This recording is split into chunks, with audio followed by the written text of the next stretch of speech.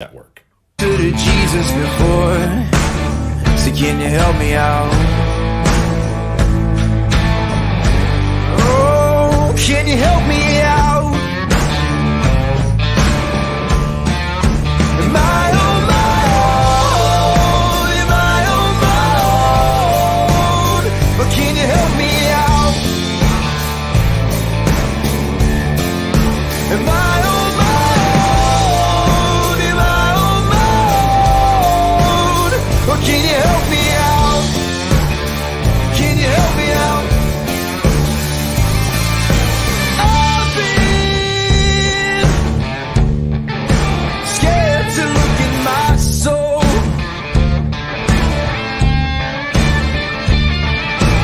I've been afraid I would follow the road. Yeah, afraid of the things I've been told.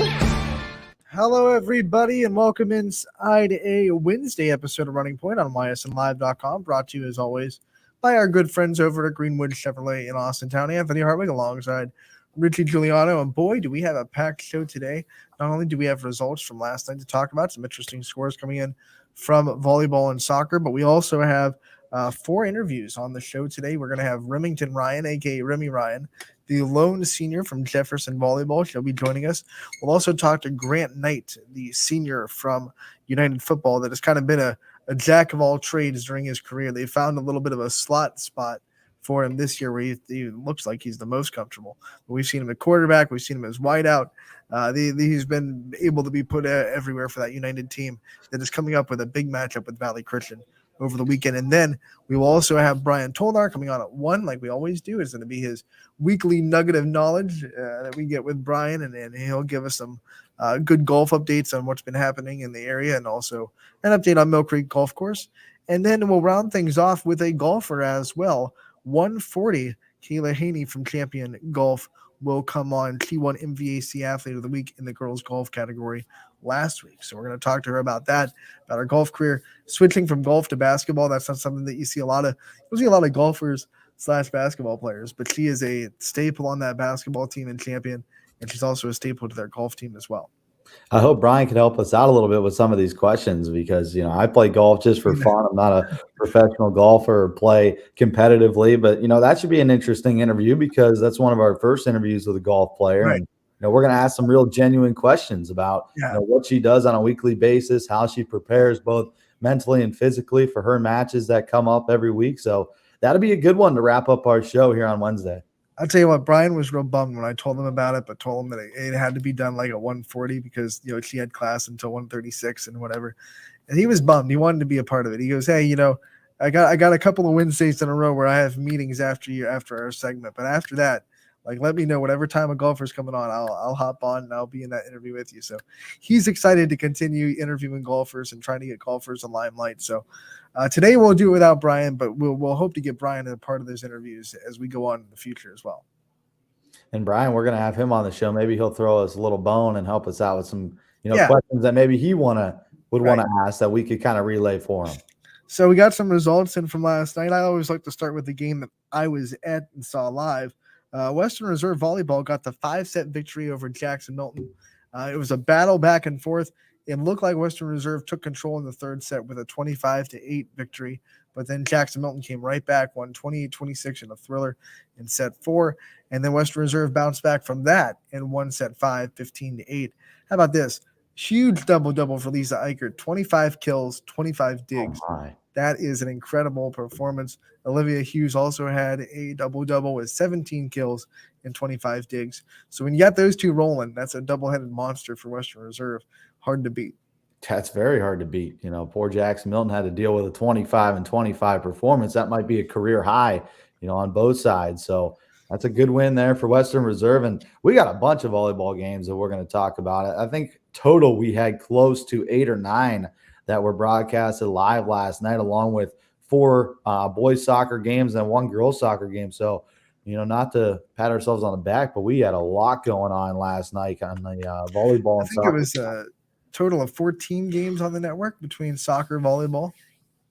Yeah, that's pretty good for a Tuesday night, especially in the fall. Football is the main sport, but we're giving our due diligence to both volleyball and soccer because, soccer we've had a lot of coverage. And I think a lot of these announcers who are new to this sport are, starting to get into the rhythm and starting to develop the terminology. And, a lot of them keep coming back. So that means they're probably enjoying the game. Yeah, we look at it, and we'll go back to volleyball, but I do want to get to the game that you were at so you can speak intelligently on what went on in Poland as their boys soccer team ranked in the state, and for good reason. Brian Garkar leads a great group of boys. Oh, man, they're good. Their passing skills are phenomenal. They put up 8 goals against Girard last night. Noah Huda had a hat trick +1. He had 4 goals last night for the Poland Bulldogs, and they were playing in some really tough conditions. As soon as that match was over, boom, they were gone. They scooted out of there because it was raining. It was cold. It was misty at one point. The guys were all soaking wet. You could see the ball flying off the turf with some, wet substance coming away. And, it was a tough match to play in last night. I'm not going to lie. The conditions were not ideal, but Poland, they came out and they dominated, scored 5 goals in that first half, and they put the pressure on Girard's goalie and Cardiero from start to finish. And the Bulldogs are one of those teams that's going to be really difficult to stop in the NE8. And we're going to have an undefeated matchup between both Hubbard and Poland in the conference coming up tomorrow night. Yeah, Noah Huda is one of those names that in soccer that says he's a superstar. He's a stud. He's been doing it for years. This is his senior season he's going into. Interesting thing, though, his dad coaches the girls' team, too. Yeah, he does. He was loud over there. So, I think soccer might run in the family a little bit. I think so. I mean, Huda, he's so fast. I mean, that's his best skill set. I mean, he could catch up to you in a heartbeat, and he also beats you down the field. So the defensive line last night for Girard had a real hard time stopping the speed of Huda because they would keep throwing through balls in there one after one, and he just beat them to the spot, and then he was one-on-one with the goalkeeper. You ever think Coach Pavlansky looks at that speed and says, "What are you doing on that football field when you used to be on my football field?" we could have you as a slot, run jet sweeps all night. Right. We'll put you in pads. You probably still run like a 4.640 in pads. You'll be fine. Yeah. Some of the I'm always amazed at how little speed those guys lose with pads on. I know. You think it'd weigh them down, but no, it's like that's like an extra 25 pounds of weight on you. Yeah, and you're just booking it still. It's mind-boggling to me. Some other volleyball scores we had that were pivotal. Wellsville went to Southern and won in 4 sets. This was a matchup in the EOAC. A lot of people thought maybe Southern was going to be able to take advantage of Wellsville, trying to lose the set or trying to figure things out. But the Tigers were having none of it. They continue their dominance in the EOAC, and they beat Southern in 4, 3-1. This Wellsville Tigers team kind of sending a message to the rest of the area and in our power rankings too, that we're still here and we're still one of the best teams in Division 4. That's their only loss in the conference so far. They lost one match to open it up against a very good Western Reserve team who's already got some staple victories like we've talked about, one against Canfield early on in the season at home. So Wellsville, who rattled off 4 consecutive matches where they swept their opponent in straight sets over Palestine, Lisbon, Valley Christian, and Latonia. And I don't think they show any signs of stopping down, taking on Columbiana tomorrow night. And then they're going to take on Fort Fry. Fort Fry is a team that we're kind of familiar with. That's a team that Springfield knocked out of the regional a couple years ago. And Columbiana is always scrappy. And then Fort Fry is going to be a test. They have a great volleyball program. They're actually going to play them twice this year, one in Wellsville, one in Fort Fry. So it's kind of a home and home with Fort Fry for Wellsville, which is, it's strange because you look at Wellsville's schedule, they're playing all these local teams, and then all of a sudden you see Fort Fry pop up on there. Where'd they come from? Yeah, Fort Fry is far away, isn't it? They're in our region. They're like barely in our region for volleyball and basketball. But you look at it, and this Wellsville team, the reason why they weren't on the power rankings, we went over it. They had that one test against Western Reserve, and they lost in 5, and the rest of their schedule up to this point against Southern was kind of teams on paper they should beat, right? They took care of business. They beat the teams that they should beat. So this was their next test. Hey, Southern's on the rise. They are looking like a really good volleyball team. Can you handle Southern? Absolutely, they did. They won in 4. The next test is Columbiana. They're always scrappy in that EOAC. Can you take care of Columbiana? And then the big test on Saturday will be Fort Fry. I would wager that if they win out this week, they'll find themselves in those power rankings. 100%. And with Stokes, who's the young outside hitter, just a sophomore, contributing about 6 kills per set and hit close to 500. I mean, it's really tough to stop. And then they also have another outside hitter who's playing well. Amato, who's a senior, she's got 43 and hitting close to 300. So, Stokes might have a bad set, and you got Amato who you could lean back on as well. So Wellsville, they're going to be a tough team to beat in the COAC this year. I know you do a lot of volleyball too, and you've looked at a lot of volleyball stats. You have those media guides for YSU. Hitting close to 500. Yeah, that's Paul Irving type stats. Right, it's ridiculous. It's not done a lot. It's way above average. I think Tara Lytle is actually hitting in the high 500s to low 600s right now for Lakeview, which is even more remarkable to be that efficient as a hitter and stay away from those errors. Incredible rivalry night in Beaver Local as East Liverpool came to town, and it was a competitive game, but East Liverpool made those mid-match adjustments because you look at these set scores. The first two were extremely competitive, 25-23, and hold on, let it load. 25-23 was the score of the first set. Then Beaver Local took set 2, 21-25. Then the Potters made the adjustments, and they kind of put the pedal to the metal, 25-15, 25-17. They win the last two sets. Beaver Locals played some really competitive games, especially at home this year. I remember watching one against St. Clairsville to open up the season where they went back and forth. They won an extra points in that fourth set to take it away. But Beaver Local, who's now 3-2, and they played some very competitive sets so far this year, even in their losses against East Liverpool, along with Oak Glen, who's from West Virginia. So, I think they're a better volleyball team than their record reflects right now, and I think they're going to have an easier schedule in a little bit after they get over Dover and Steubenville to where they can kind of prove that. They lost a ton, and they have a little bit of an experience issue on that floor, but, Sarah Lowe, one of the best volleyball coaches in the area. So when you know that she's going to get them ready, I think by the time the season ends, Beaver Local will be one of those volleyball teams that is going to be ready for tournaments. But you can't take anything away from what East Liverpool has done to start the season. They're 3-0. They've only lost one set. They swept both Steubenville and Harrison Central. And they're playing some really good volleyball right now. I'll rattle off one stat that kind of stands out to me, and that is White, the junior outside hitter, who's hitting at 351 so far. So she's kind of leading the way in their three matches. And, right now you got Lakeview along with a couple other teams who are undefeated. And, it's always fun to watch when you're unbeaten in the early going. Kyle White is a remarkable volleyball player, and she's been doing it well for so long that she's one of those juniors that feels like she's a senior because she's been on the floor for so long. You almost forget that she's still got one more year after this. Yeah, I mean, it's not just her, though, because let's be honest. We look at these stats, and you could say, oh, she's hitting 300 or 400, but you're bound to have one bad set where you just can't find it, and you're going to have to rely on somebody else. And the defense is the one that's been picking everything up. You got Kyle White defensively, who's also leading the team with 29 digs, and then Grafton, who's the junior in the back row, she's got 26 as well. So defensively, they have played phenomenal in their sixth set. And Richie, that was the problem with East Liverpool last year. It felt like at times it turned into the Kyle White show a little bit, and they kind of relied on her no matter what they would set her. And you've done enough volleyball to know that there is no way you can have one player take over a game. No, maybe against a team that's just not as good as you, that can work.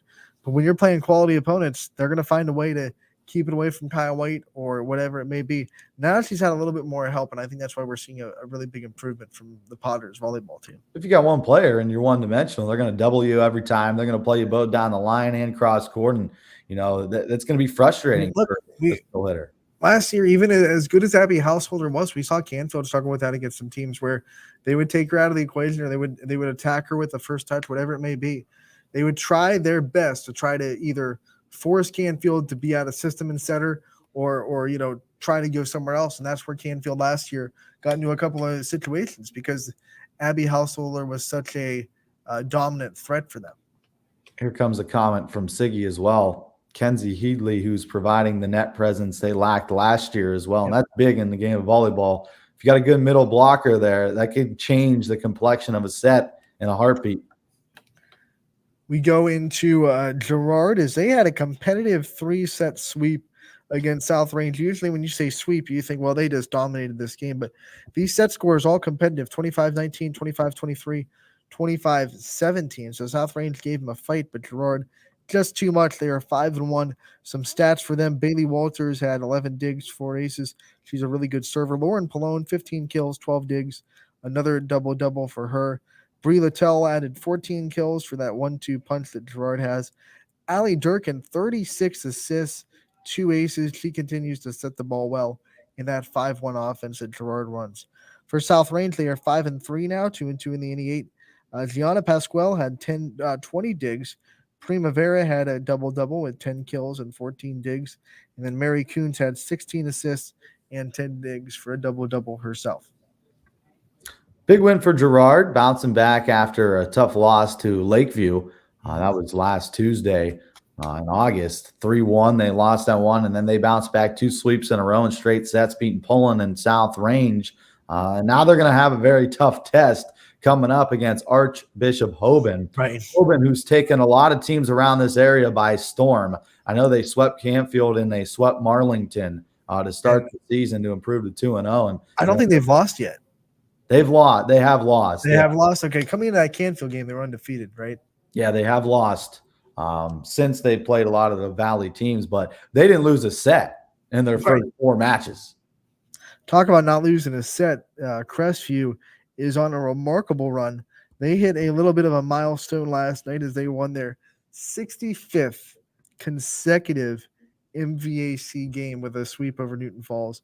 They've lost 1 set in the last 3 years in the MVAC, and that was to Brookfield last year. These are some the set scores for this one. They beat Camel, not Newton Falls, excuse me. They beat Camel. Garfield beat Newton Falls last night. But the set scores against Camel were 25-11, 25-11, 25-11. Same score throughout all 3 sets. Abby Emsch continues to lead them, 13 kills, 7 aces for her. You look at Grace Hour, 11 kills, 11 assists, double-double for her on the night. Lainey Hour, 5 kills, 11 assists, and 6 digs for her, all as well as 5 aces. So they had 17 aces as a team for Crestview as they continue their streak. 5-0 they are on the season. They are now 5-0 in the MVAC as well.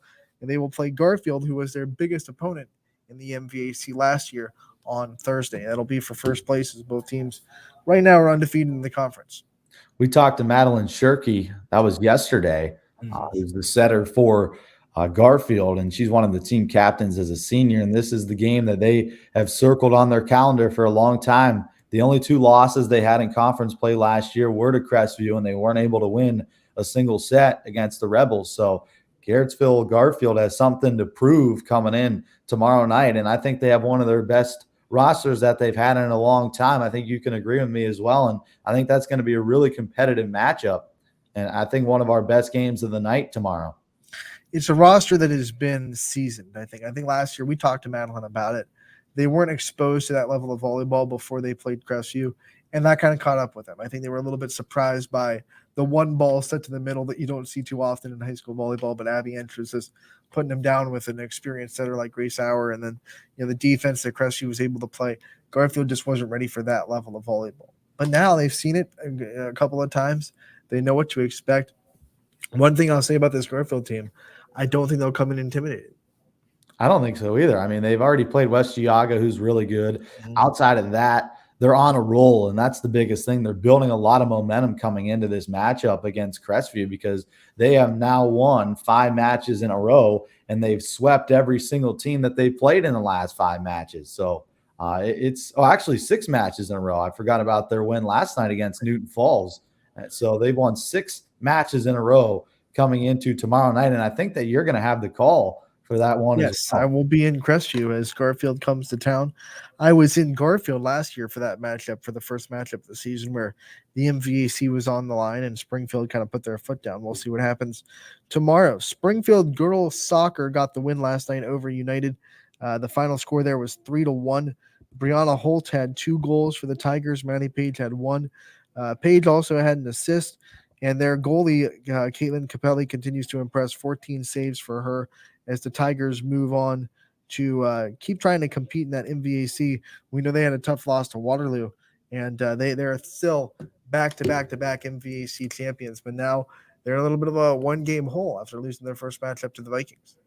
Their goalkeeper had how many saves? 14 saves? 14 saves. My Which goodness. is one of those catch-22s, right? Because you're lucky, you're happy that she's able to block that many shots, but I'm sure Justin Kosick would also say we don't want to put that kind of pressure on her either. No, I mean, defensively, you might have had a little trouble, but the goalkeeper kind of bailing you out. But Right. you never know how many of those shots are accurate and on goal, right? Because that's true. shot outside of the box, you could have 6 or 7 Does it of still those. count as a save? If you like, when does it? Is it like? Does it have to be? It would have gone to the goal for it to be counted as a save?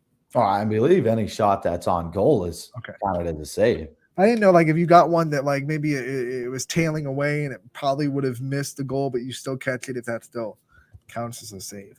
I didn't know. I would assume so, because if you put your hand on it and you're able to stop it before potentially going to the net, I mean, That's basically a save is anything that, goalkeeper is able to knock down if it would have gone into the goal. It reminds me of the dig in volleyball is a subjective stat that, like, some people, you like it has to be one that's hit hard and you have to be able to really go to the ground and get it. But then some people give out a dig if it's a soft touch and you still kind of go and make a pass on it. So I think dig is very subjective, and maybe there's some wiggle room for a save. I don't know if there is or not as far as that, but 14 saves for her. She is a very good goalie and going to be one of the reasons why the Tigers are so successful. Mineral Ridge continues to make their run in the MVAC Scarlet tier. They are still undefeated, which sets up the matchup on Thursday against McDonald, which is going to be for first place in that MVAC, as both teams unbeaten in the conference. The Rams continue to impress on offense as they win set 1, 25-9. They win set 2, 25-11, and then they won set 3 pretty handedly as well. They are the number 31 team in the state of Ohio on any division as the first volleyball rankings came out. So Mineral Ridge is starting to impress some people, and they put together a good game against Lowville.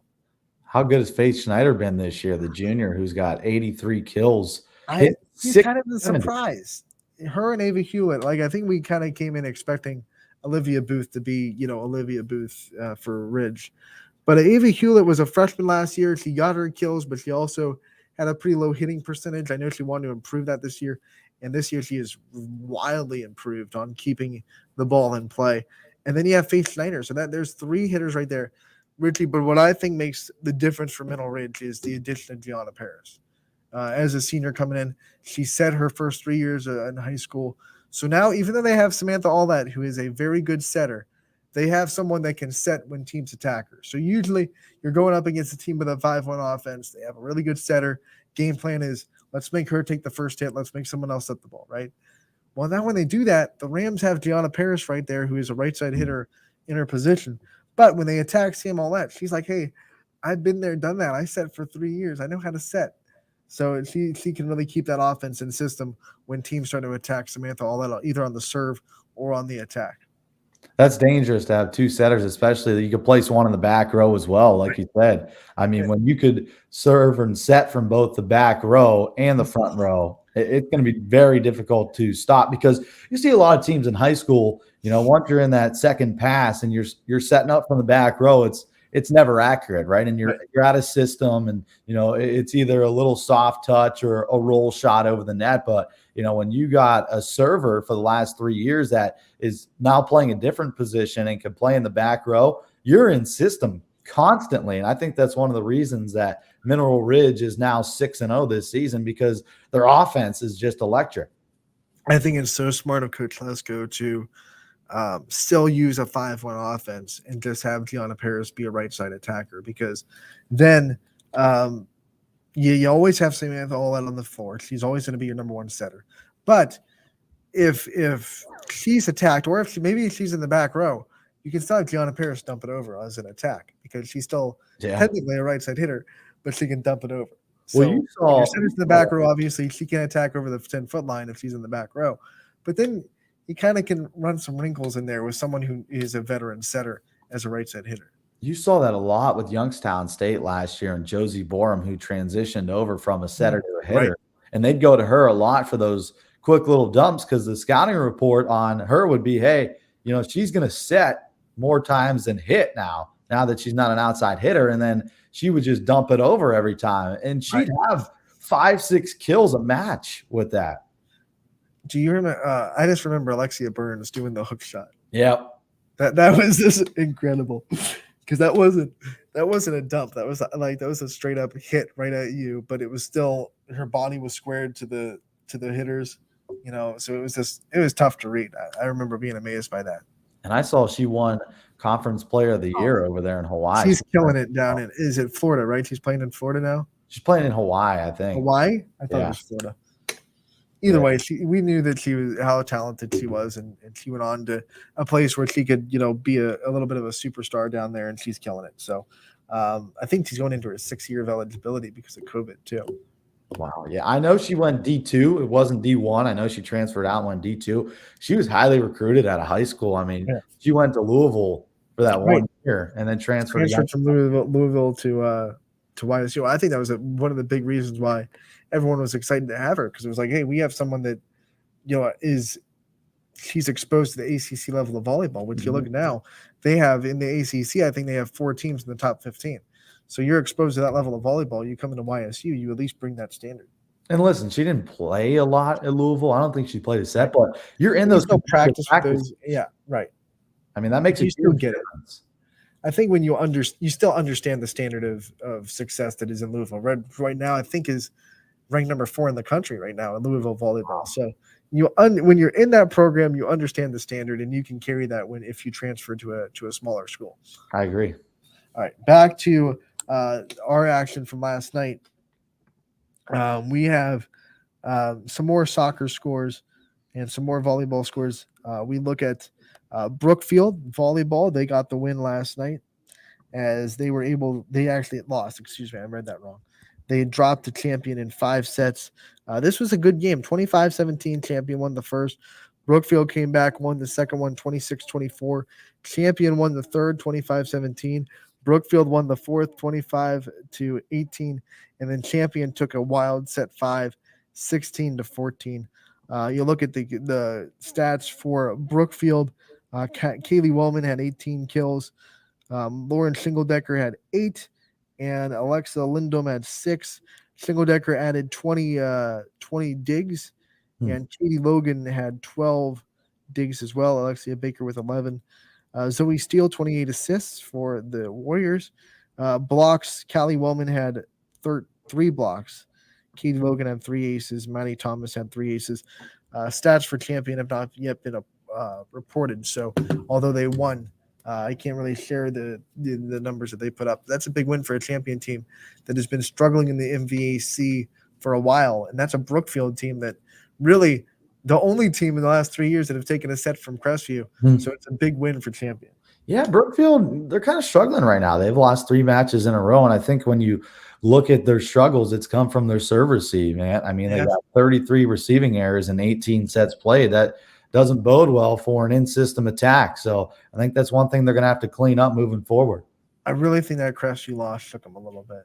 I think they expected to be more competitive. They were the last meeting with Crestview. They took a set, and other sets were kind of competitive. They felt like they were coming into this year. They lost a couple of players, but they returned both the single deckers. They felt like they returned Wellman out of the middle that could compete with IBM. I think they just felt like they would be a lot more competitive in that match, and Crestview just kind of went and brushed them off real quick. So I think that loss kind of shook their confidence a little bit. Well, Crestview did what they always do, and they end up beating you in 3 sets. And you can't take a single point or rally lightly against that team because, it's going to add up. You could be down 5-3. You're like, all right, we're in a comfortable spot. You blink and you're down 10-3. I think Crestview came into that game in particular with something to prove to themselves. Like, okay, you took a set from us. We'll show you, Even though it was last year, they were still mad about it.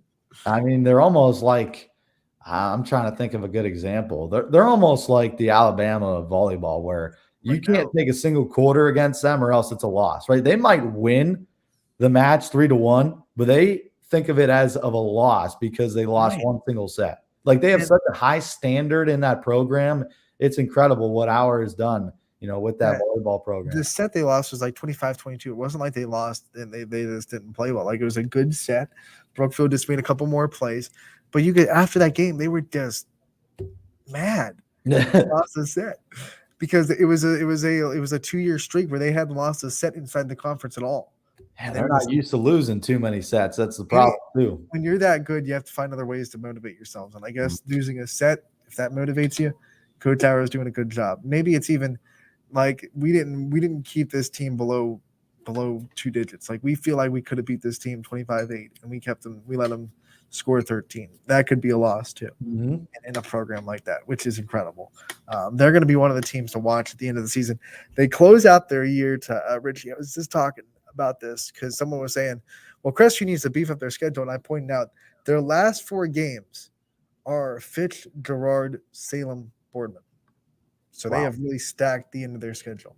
Yeah, Fitch and Girard are going to be great up division tests before they start their postseason push, looking to get it into the regional again. Even in Boardman, I mean, maybe their record isn't as stellar as Fitch and Girard's will be by that point, but I've always said it, when you go into Division I, it's just a different level of volleyball. The depth is a little bit different. They're playing better teams every night. They're running a little bit of offense. It's faster than most of the teams at Crestview will play in their conference. It's just a different level. Oh, it is 100%. I mean, Boardman, who's a good program, and like you said, D1 volleyball is a lot different than their division. So that'll be a good test for them late in the season. So we will stick with our volleyball talk. We're going to talk to the lone senior of the Jefferson Falcons volleyball team. It is Remy Ryan joining us live from Jefferson. Remy, thank you so much for taking the time to join us today. Thank you for having me. Ant kind of said it first. Only senior on this squad this year. What type of leadership role have you taken both on and off the court for your team this year? It's great. I love it's great being the only senior, but it comes with a lot of responsibilities. The way I play and the way I act is how the younger girls on the team are going to play and act. And, I got to set good examples for everyone because everyone's going to look up to me. You might be the only senior, but you have a couple other leaders on the floor with you, and statistical and energetic leaders that you have. Who are some players that you look at and say, okay, when I leave next year, they're going to be in good hands because this is a good leader and this girl helps me lead this team? Definitely pretty much everyone, but definitely Chloe O'Rourke. She's a great all-around player. She's our other outside. And then Helena Edgar, she's our setter. She's an amazing setter. She's improved so much this year, especially. And then we even have our libero, Sarah. She's fantastic too. I love my team. Everyone's great.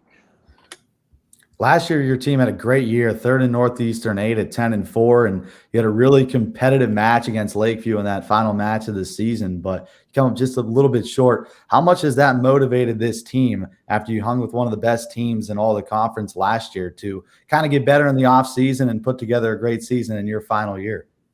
So much.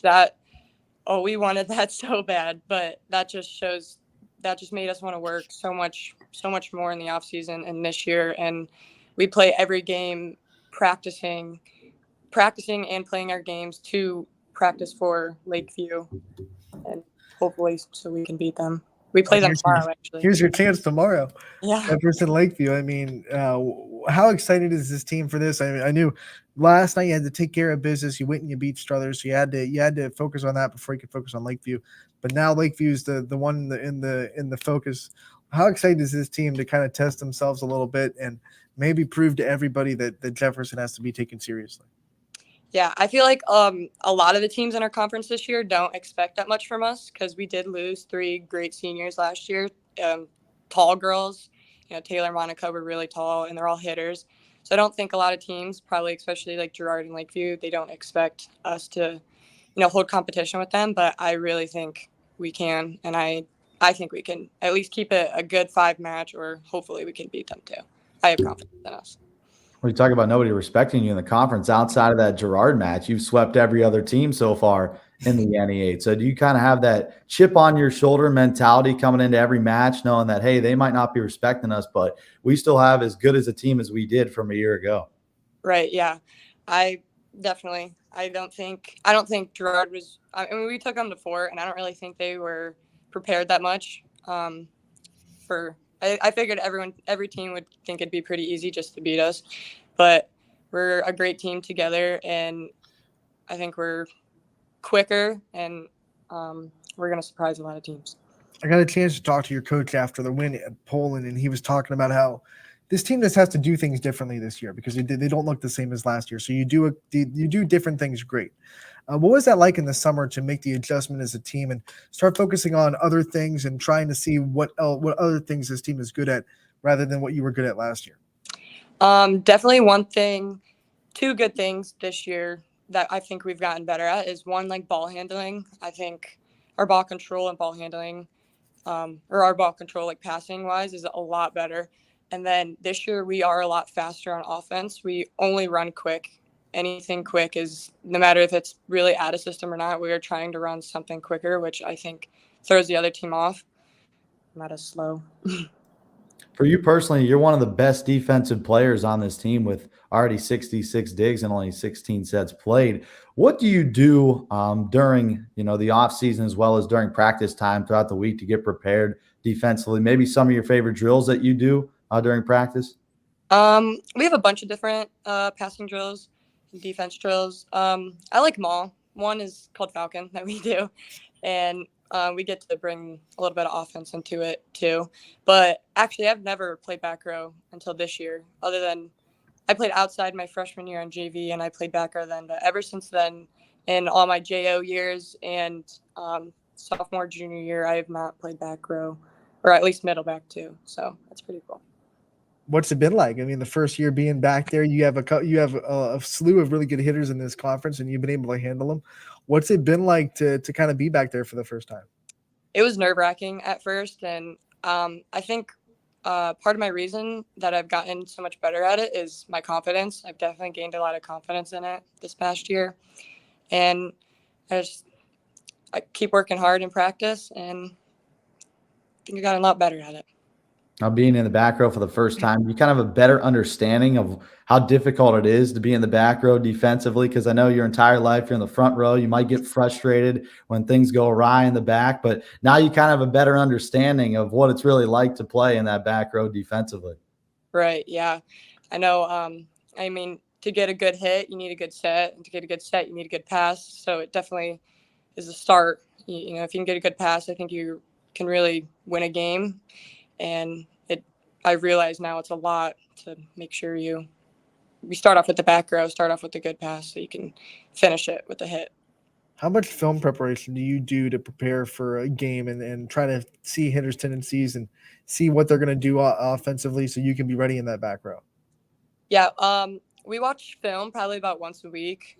We just watched it the other day on Lakeview so we can prepare and see how we can switch it up to that team that we're playing. And then not only that, I always watch, and I know everyone on our team does too, we always watch our own film from the game before to see what we can work on and what we're doing good at.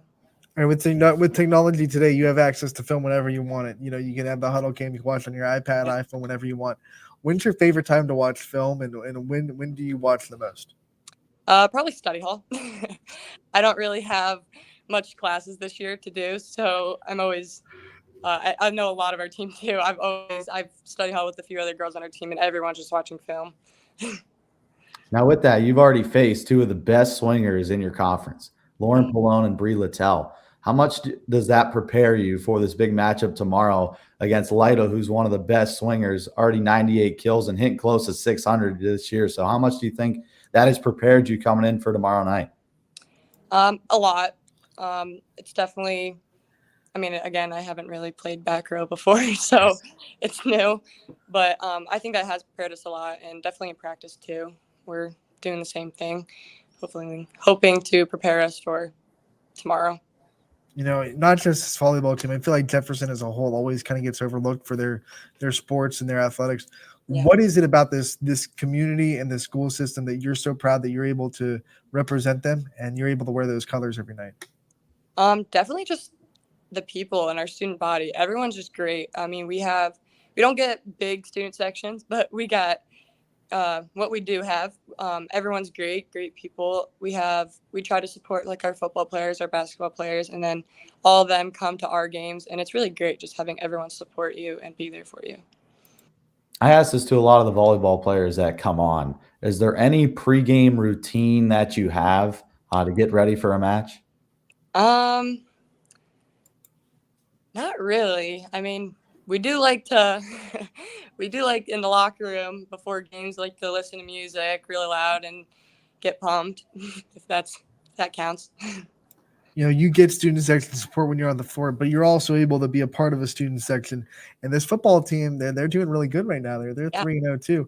What's it like? What's your Friday night experience like, and what's it like to be a part of the Jefferson student section in a football game?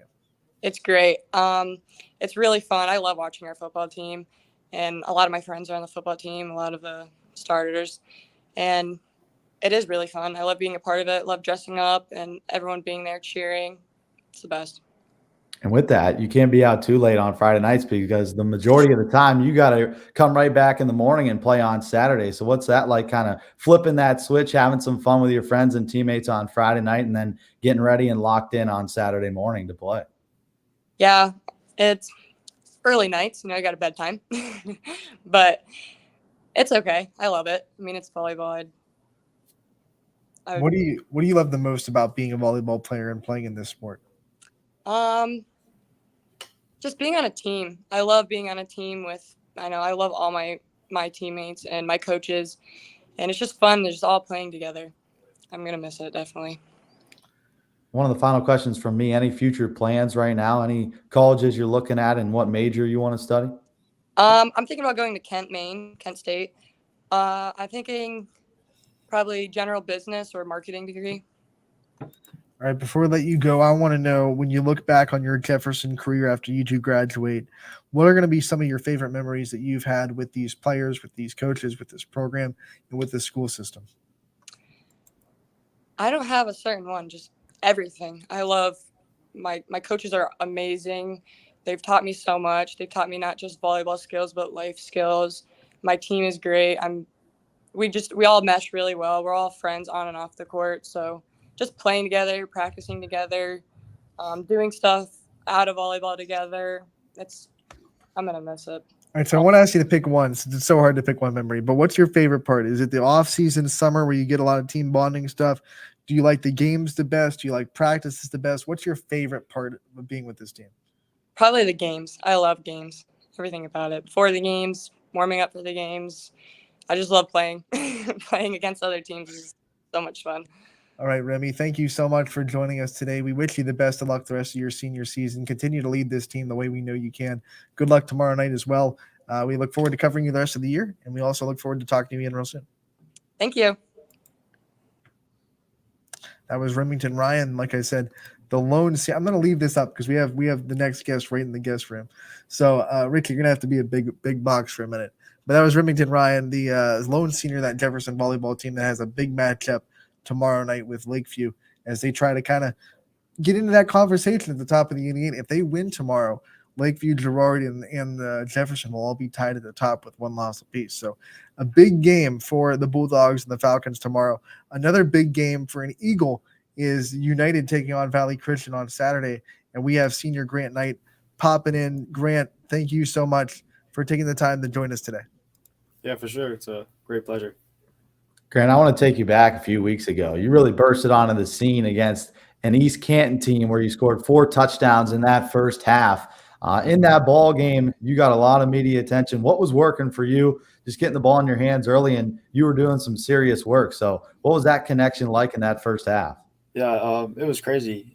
Our line did a great job, and our quarterback Luke threw it where it's supposed to be, and to that point, it's just catching the ball and just making a play. And our receivers really blocked downfield for sure, and that's the only reason I scored is downfield blocking and then our line blocking and then great throws.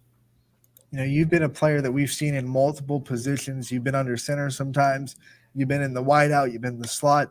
Where are you most comfortable, and where's the spot that you kind of figure is your best to shine the brightest? Definitely, I mean, slot or wide out, either or, just playing wide receiver for sure. You've been a part of this program that's only had like one losing season in the past 6 years where you guys constantly are winners. So what's it like in the off season to prepare for another winning season? I know there's, a great group of guys that you guys have this season. So what it's like being an Eagle, knowing that, hey, there's a lot of pressure on us getting to that winning season again. Yeah. It's stress men in the weight room, honestly. Our coaches, they push us hard. Real hard in the weight room. That's like the main thing we do is lift, and then we run a lot, and obviously we stay after and throw, but it's just the standards here, and you're either meeting the standard or you're going above the standard. You can't go below the standard on our team. It's not accepted by any of the coaches or any of the players. You've been someone that has always kind of met that standard throughout your career. How do you keep raising the bar for yourself? And what was the bar for yourself this year? What were some goals that you set that you wanted to meet going into your senior season? I just, set goals, like you said, to break the all-time career receiving yards and receiving receptions. Those are my two main goals for sure this year. And then obviously win a league title and then get our first playoff win in school history. Talk about winning a league title. You got to get through a team on Saturday against Valley Christian, which should be a great matchup. Two teams that are undefeated. How excited is this team to play on Saturday night against Valley? Oh, it's crazy. The atmosphere is already crazy, and it's the beginning of the week. We'll be ready by game time for sure. I don't think you can get much crazier than what happened last week. As a teammate, just take us through what it felt like to go through that game. Crestview was going back and forth, but it was a last-second heroic touchdown that got you guys the win in Crestview. What was that atmosphere like for you, and what was it like to come out of that with the win? How much energy did that give this team?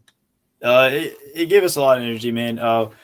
We were getting our butts handed to us, honestly. And then going into halftime, our coaches were like, adjustments. And then obviously they got on us, and we just came out and we dug deep, and we started making plays little by little, caught back up.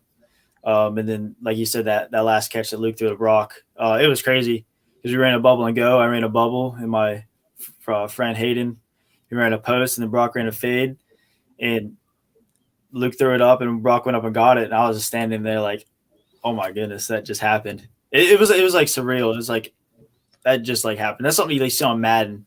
You just throw up like an aggressive catch, and then he's mossed as a kid. Was the fade the first read, or did he have to kind of go through his progressions and throw that? Yeah, it was the first read because we run bubbles in our offense, and so he faked the bubble to me, and then like I said, he ran a post and he ran a fade. And then it was picking on that high safety and in that corner. And Luke liked the matchup with Brock, and the corner was on him, and he just threw it up, and he knew Brock would make a play. We all knew it. And then he went up and did it. This team has the ability to be one of the best teams that has ever come through United. Already 3-0. If you guys can get past Valley, pretty favorable schedule the rest of the way. Is that something you guys think about on a daily basis? And is that something you try and prove to everybody else? Yeah, for sure. Our coaches even tell us that, and our coaches have been around a long time in the program. But yeah, we obviously got to get through this game for sure, and then we don't look anybody down though for sure. We don't just like go easy or be like, oh, we can beat them, or it's pedal to the metal all the way through the season. Here's something that I'm interested in, because you said at halftime adjustments were made in that game against Crestview. One of the trademarks of being able to do that is this believing in everyone as a team and being a tight-knit unit, to be able to trust everyone that's going to go and do their job, not panic when you're getting beat in halftime. What makes this team so tight-knit, and what makes the chemistry so strong for the Eagles football team? Yeah. Well, we've all been honestly been winning since 6th grade. That's when we kind of all got together and started played Little Eagles, went to junior high, had a great season to junior high. And then most of us all played varsity. Some of us started varsity as freshmen, and then we've started freshman, sophomore, junior year, and then senior year. It's like by the time you're senior, it's like all the, workouts, lifting, running, all the practices, 2 days, everything. By the time you're senior, it's like you just go out and you just do it. Like it's something, it just happens, honestly. It's like all that work and stuff. It's bound to happen. I got a wide receiver question for you. So you could beat guys both, on the ground and into the air. I mean, when you get a bubble screen and you take it 61 yards to the house, would you rather take a bubble screen 61 yards or run a streak down the field, beat that defender over the top for a 61-yard touchdown? Which one would you prefer? Bubble screen. Because you're catching that thing, you got to make everybody miss. Because like it's a streak, you just got usually a DB trailing you catch it and run. But a bubble screen, you got defensive backs, safeties, and outside linebackers wanting to kill you. So you got to make everybody miss, and you just got to run. You've made a lot of catches. You're going for some records. What do you think is the biggest catch you've made as an Eagle so far? Oh, biggest catch. That's a good question. Or maybe one you look back on and say, like, I can't believe I made that catch, or that catch was unreal, or it gave you confidence to keep making catches. Yeah, it'd probably take it back to sophomore year when we had Brutus and Keaton.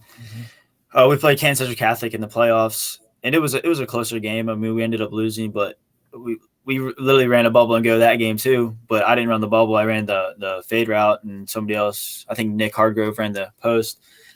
And I had the Kansas Central Catholic DB. He was a fast kid. Had him beat, and then Brutus just chucked up the ball. And then I caught it over the head. Like it's hard to explain, but I caught it over the head, and then fell and then caught it for the touchdown. But that's probably the most memorable one I remember off the top of my head for sure. Very tough loss last year to Brookfield in that playoff matchup. What kind of spark has that added to this team this year, knowing that, hey, we've got a group of guys that have been playing varsity football for the last 4 years. It's kind of our time to shine. What momentum has that brought to this locker room? A lot of drive and a lot of peed off football players, honestly. Last year, 2 games that haunted us both was the East Canton game and then the Brookfield game for sure, because those were our 2 losses. But those, fueling us, in the weight room all winter, all spring, all of our sprints, all of our practices was, based around, you guys lost to these 2 teams. Like, what are you guys going to do about it? Like, you're going to go out and practice better than and play better than, how we played in those games. And it's just a lot of drive, and, we just want to get it done, and we want to be better than what we were. You got to give us a little peek behind the curtain into this wide receivers room. There's a trio of senior wide receivers right now. What's the dynamic like? What's your relationship with those guys like? And how much has it grown over the years? Yeah, it all started, man, back when we were little, playing flag football before our parents, let us put on pads. We played at the Salem Community Center. And then obviously recess ball all the way through elementary. And then, like I said, we all started playing in 6th grade. And we've always had a bunch of athletes in my grade that could catch the ball and run great routes. And then we've always, we've had people that, can throw, but it's been, like you guys know, the quarterback juggle, who's going to play quarterback and stuff. And then Luke stepped up great. But our receiving core is just, we've all been best friends. We're all best friends at practice. It's a great time. We're competitive. We get after it. We got a great wide receiver coach, and Coach Rask. He's always pushing us. But yeah, we're honestly, it's just the bond. It's just like outside of football too. It's like we're all best friends, and we all want to see each other succeed. We're all blocking downfield. We're all, running our routes right so people can get open, and we want to share the love around the field for sure with everybody. Graham, when we always preview your guys' matchups every single week, you're one of the guys that, is the prototype to win the ball game, right? I mean, who can stop Grant Knight? Who can stop Grant Knight on this night? And, what does that kind of mean to you, knowing that you're getting a lot of the attention now because deservingly so, you played so well to start the season?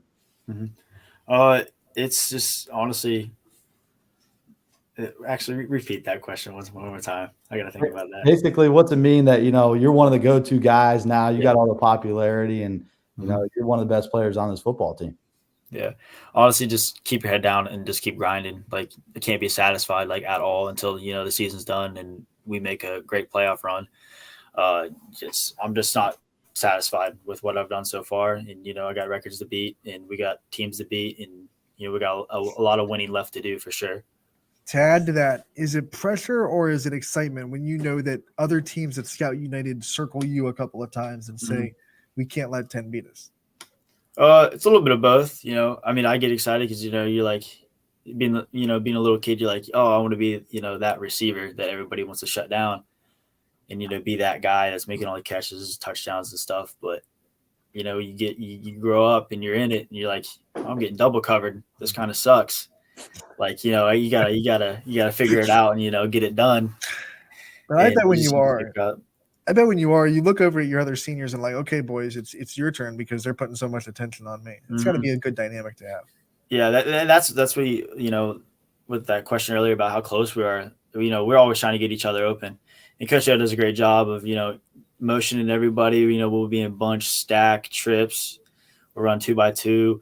We'll just do a bunch of that stuff, get each other open. And, like you said, if I'm double covered, somebody's going to be open either way. So then somebody else has to step up and make a play. And that's what everybody's been doing so far.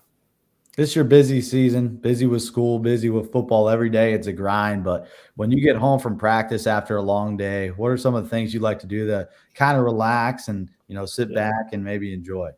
Mm-hmm. After practice, always ice my ankles, and then I sit in an ice bath. And then, I get home, obviously take a shower.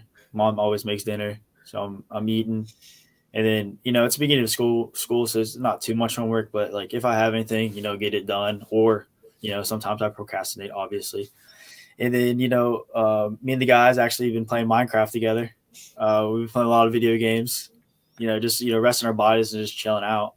But if, any of that, or, if I got to go outside and work, or, just do whatever, hang out with the guys, just chill. Got a question from Chris Sigler in the comments, and he wants to know what goes through your mind after the reception when you have to make a catch and run on those bubble screens that you like so much. What goes through my mind? Obviously, first thing, probably pick up the first down. Keep the drive alive for sure. And then after you pick up the first down, it's like off to the races. It's just like you gotta figure out where you're cutting, who you trying to outrun, who you trying to stay away from, and just obviously try to score for sure. You said your mom's the cook. What's your favorite dish that your mom cooks? Oh, favorite dish.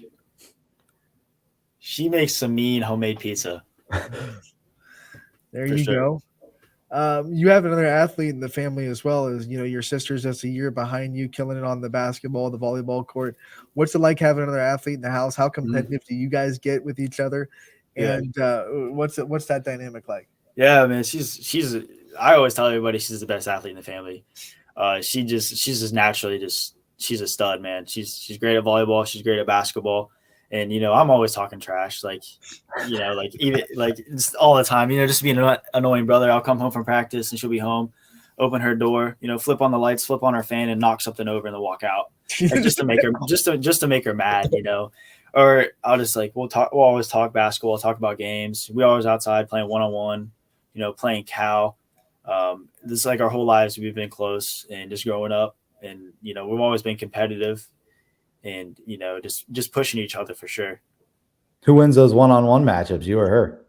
Oh, she'll tell you her, but it's definitely me. Because, what I like to do is, put the hoop on 9 or something. Just throw it off the backboard and just dunk on her or, But no, she gets me. She gets me in cow all the time.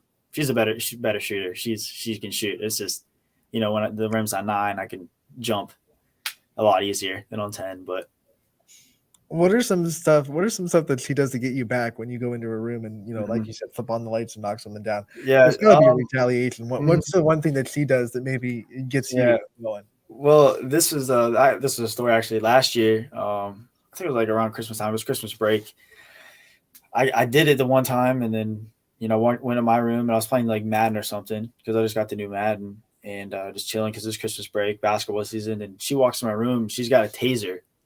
She has a little just a little handheld taser, and I'm just like, "There's no way I'm about to get tased." And she started chasing me with the taser around my room. I mean, she didn't shock me or nothing. Right, but it was just a little, yeah. She was just like, just knock it off, and I was just like, okay. I mean, I didn't stop. Yeah, I was like, yeah, chill out. But yeah. That's great. Grant, before we let you go, I want to give you the chance to thank your support system, all the people that are there for you and have been there for you throughout your career. Mm-hmm. Yeah, thank you guys for sure. We got a great community out of United for sure. Great following, no matter where we go. I feel like at away games, most of the time we have more people on our sidelines than the home crowd does, and this is great. And I love them all for sure, and love the support. Grant, thank you so much for taking the time to join us today. Good luck the rest of the season. We look forward to our continued coverage and also talking to you in real soon. Thank you. Appreciate you guys. Thanks for having me out. Grant Knight. He is a senior receiver, a part of the senior trio of receivers that United has that makes them so dangerous. Luke Courtney has a lot of options to go to, and he can really, he's a quarterback that you watch film on him. He really is good at reading his progressions too. I mean, I know that fade route was his first, but if it wasn't, he would have gotten to it. I mean, he's been really fun to watch. Like I said, every single time that we preview a United football game, he's the go-to guy who can stop Grant Knight. He's scoring 4 touchdowns in 1/2 against East Canton, and getting away from football a little bit. We're going to start our golf segment as Brian's waiting down there for us. We do. We're going to take one quick break to pay some bills, and then when we get back, we'll have Brian Tolner on from Mill Creek Golf Course on Running Point, brought to you by Greenwood Chevrolet in Austintown. 21 News delivers the news as it happens, using the latest technology from where it happens. On air, online, Wednesday afternoon weather update, very dangerous, and on the 21 News social media platforms. on the road right now. 21 News, the Valley's only locally owned source for trusted news since 1953.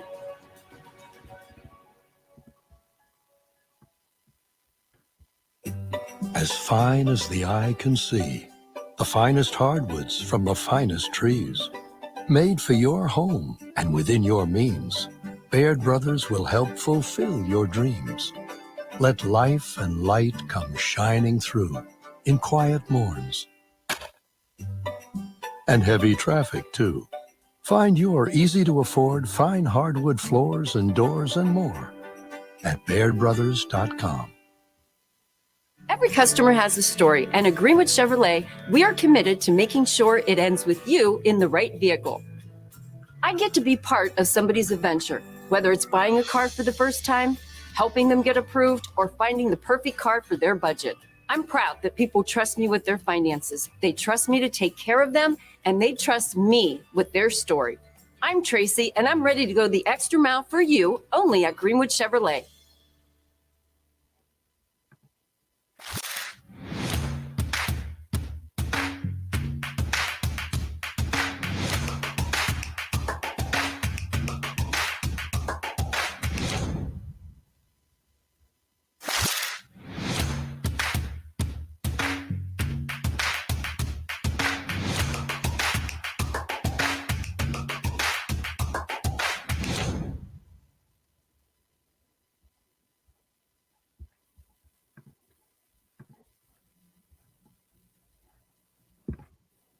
All right, welcome back to Running Point. Here on a Wednesday edition, we bring in Brian Tolnar. You're the PGA Pro in Mill Creek. And Brian, we talked about it last week, a very busy week at the Metro Parks. Kind of wrap up what happened last week and what you got coming up this week. Well, we had a big week when it comes to golf. We finished up the Kickoff Classic by Youngstown State. It's a collegiate invitational. Youngstown State ended up winning by, I got the results here, just printing them off. Won by 28 shots. 7 finished in the top 10 from Youngstown State. Really lit it up. They have so much depth on this team. Their one player shoots 69-69, 3 under par for the entire tournament, and just really ran away with the tournament, beating out Northern Kentucky, Niagara University, Mount Union, and Teal College to really kick off their fall season here at the Mill Creek Metro Parks. They're back in action this week to host the Roseanne Schwartz Invitational. It'll start with practice rounds on Sunday, and they'll play Monday and Tuesday. It's a 36-hole tournament. And honor Roseanne Schwartz, who was the program's first coach in Youngstown State history in 1994 when the program was started. Brian, when you look at results like that, and obviously, like you said, this Youngstown Penguin team, so good, a lot of depth. What was the most impressive thing that you saw from them? Well, I think the depth in their lineup, they had 5 players try to qualify for the last spot on their team this past week, and I think having that much depth, it allows you to do a lot of things throughout the course of the season. Number one, it keeps everybody's competitive juices flowing. Number one, and number two, if you have an injury, which they've been injury prone the last couple of years, if you have one of your star players go out, you have plenty of backup coming into that lineup. So I think longevity for this team right now, and they do have a couple seniors in the lineup, but for the most part this team is really a core of freshmen, sophomores, and juniors. So I think the potential, long term, the potential to be very competitive in the Horizon League on the women's side really sets the bar very high for Nate Miklas's team, and how well they play. I mean, he's recruited extremely well. He's got 2 sisters playing on the team. Both are exceptional players, the Rogala sisters. So I mean, I think if you look at his lineup from top to bottom, it's probably one of the better lineups in the league, and I expect them to finish in the top 1, 2, or 3 spots going into the championship for the fall. Brian, we got hit with a ton of rain on Monday and Tuesday, huge storms that came through the valley. And when you look at a Roseanne Schwartz Invitational that hosts so many teams, and this is such a big event for Youngstown State, maybe give a little bit of a shout out to your grounds crew who's been out there all week trying to get these conditions playable and the best they can for a big college invitational like the Roseanne Schwartz. Well, there's no better staff than Lance Bailey and Dave Donaldson. Our 2 superintendents here do an impeccable job of keeping this golf course in tournament quality conditions throughout the course of the year for all the events that we host, and getting the greens to the speeds that you need them for these championships that we host, throughout the course of the summer. Last weekend was rough. The past couple of days were rough. We took on about 5 inches of rain in one day in about an hour period. They spent most of yesterday getting the South Golf Course pretty much prepared, cleaned up,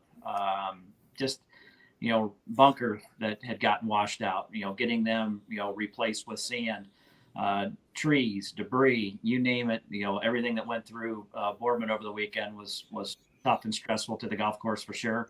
But to have a crew as good as Lance and Dave and their staff and all the guys here that have been here for a number of years, I laugh. We got a guy that's on our grounds crew that's been here for 42 years. So, I mean, the longevity of people that have a passion about this property and the golf course and, maintaining and producing good conditions is very special. And we're lucky to have that crew. And it's, no exception to Lance and his crew. I mean, they've got their work cut out for them when it comes to getting it ready for, this Sunday, Monday, and Tuesday's event, getting the speeds back to where they were so the ground's not saturated. They're cutting rough right now. They're cutting fairways, which ones that they can get to. Driving range is still closed. We're hoping to have that open by tomorrow afternoon, but it's certainly a juggling act, and we're always proud to host the Roseanne Schwartz. She's a dear friend of mine. She'll be on the grounds for the tournament this week, and to have Cleveland State, Ashland, Detroit Mercy, St. Francis, Glenville, and all the teams that come in for this tournament to make it special in her honor, I think is really a treat for us at Mill Creek, and really allows us to showcase the Metro Parks of the Mahoning Valley off top to bottom. Last week, Brian, we highlighted the Boardman girls team. I want to highlight another golf team. This week, the Mooney boys are putting together a really good season, especially Rocco Turner. In the last event that they recorded stats in was Friday as they beat Boardman 156 to 183. Turner shot a 37. Alex Eckstein shot a 38, and then Dante Turner shot a 40. I mean, when you have 3 guys that can shoot 40 and under, you're putting together a really remarkable program. And I think the Mooney boys have always been pretty good, solid golf program. So what have you seen from them? I know they call Mill Creek home like other teams do. What have you seen from this Mooney program so far? Top to bottom, obviously the Turner brothers are the 2 studs of the team. Alex Eckstein is no slouch whatsoever. He plays, phenomenal as a underclassman coming in, and they've got some depth there as well. Top 4 positions for their team, I think, are solid. The 5th and 6th, it gets to, some newer people playing. But, for the most part, I think they're going to be a force to be reckoned with come sectionals and districts. And, like I said, they had a great win over Boardman. They play tonight here at 3:30. I believe they're playing Howland tonight. And to look to remain unbeaten, as well as the Boardman girls. I mean, they beat Howland yesterday here, and they play, I believe, Poland this afternoon.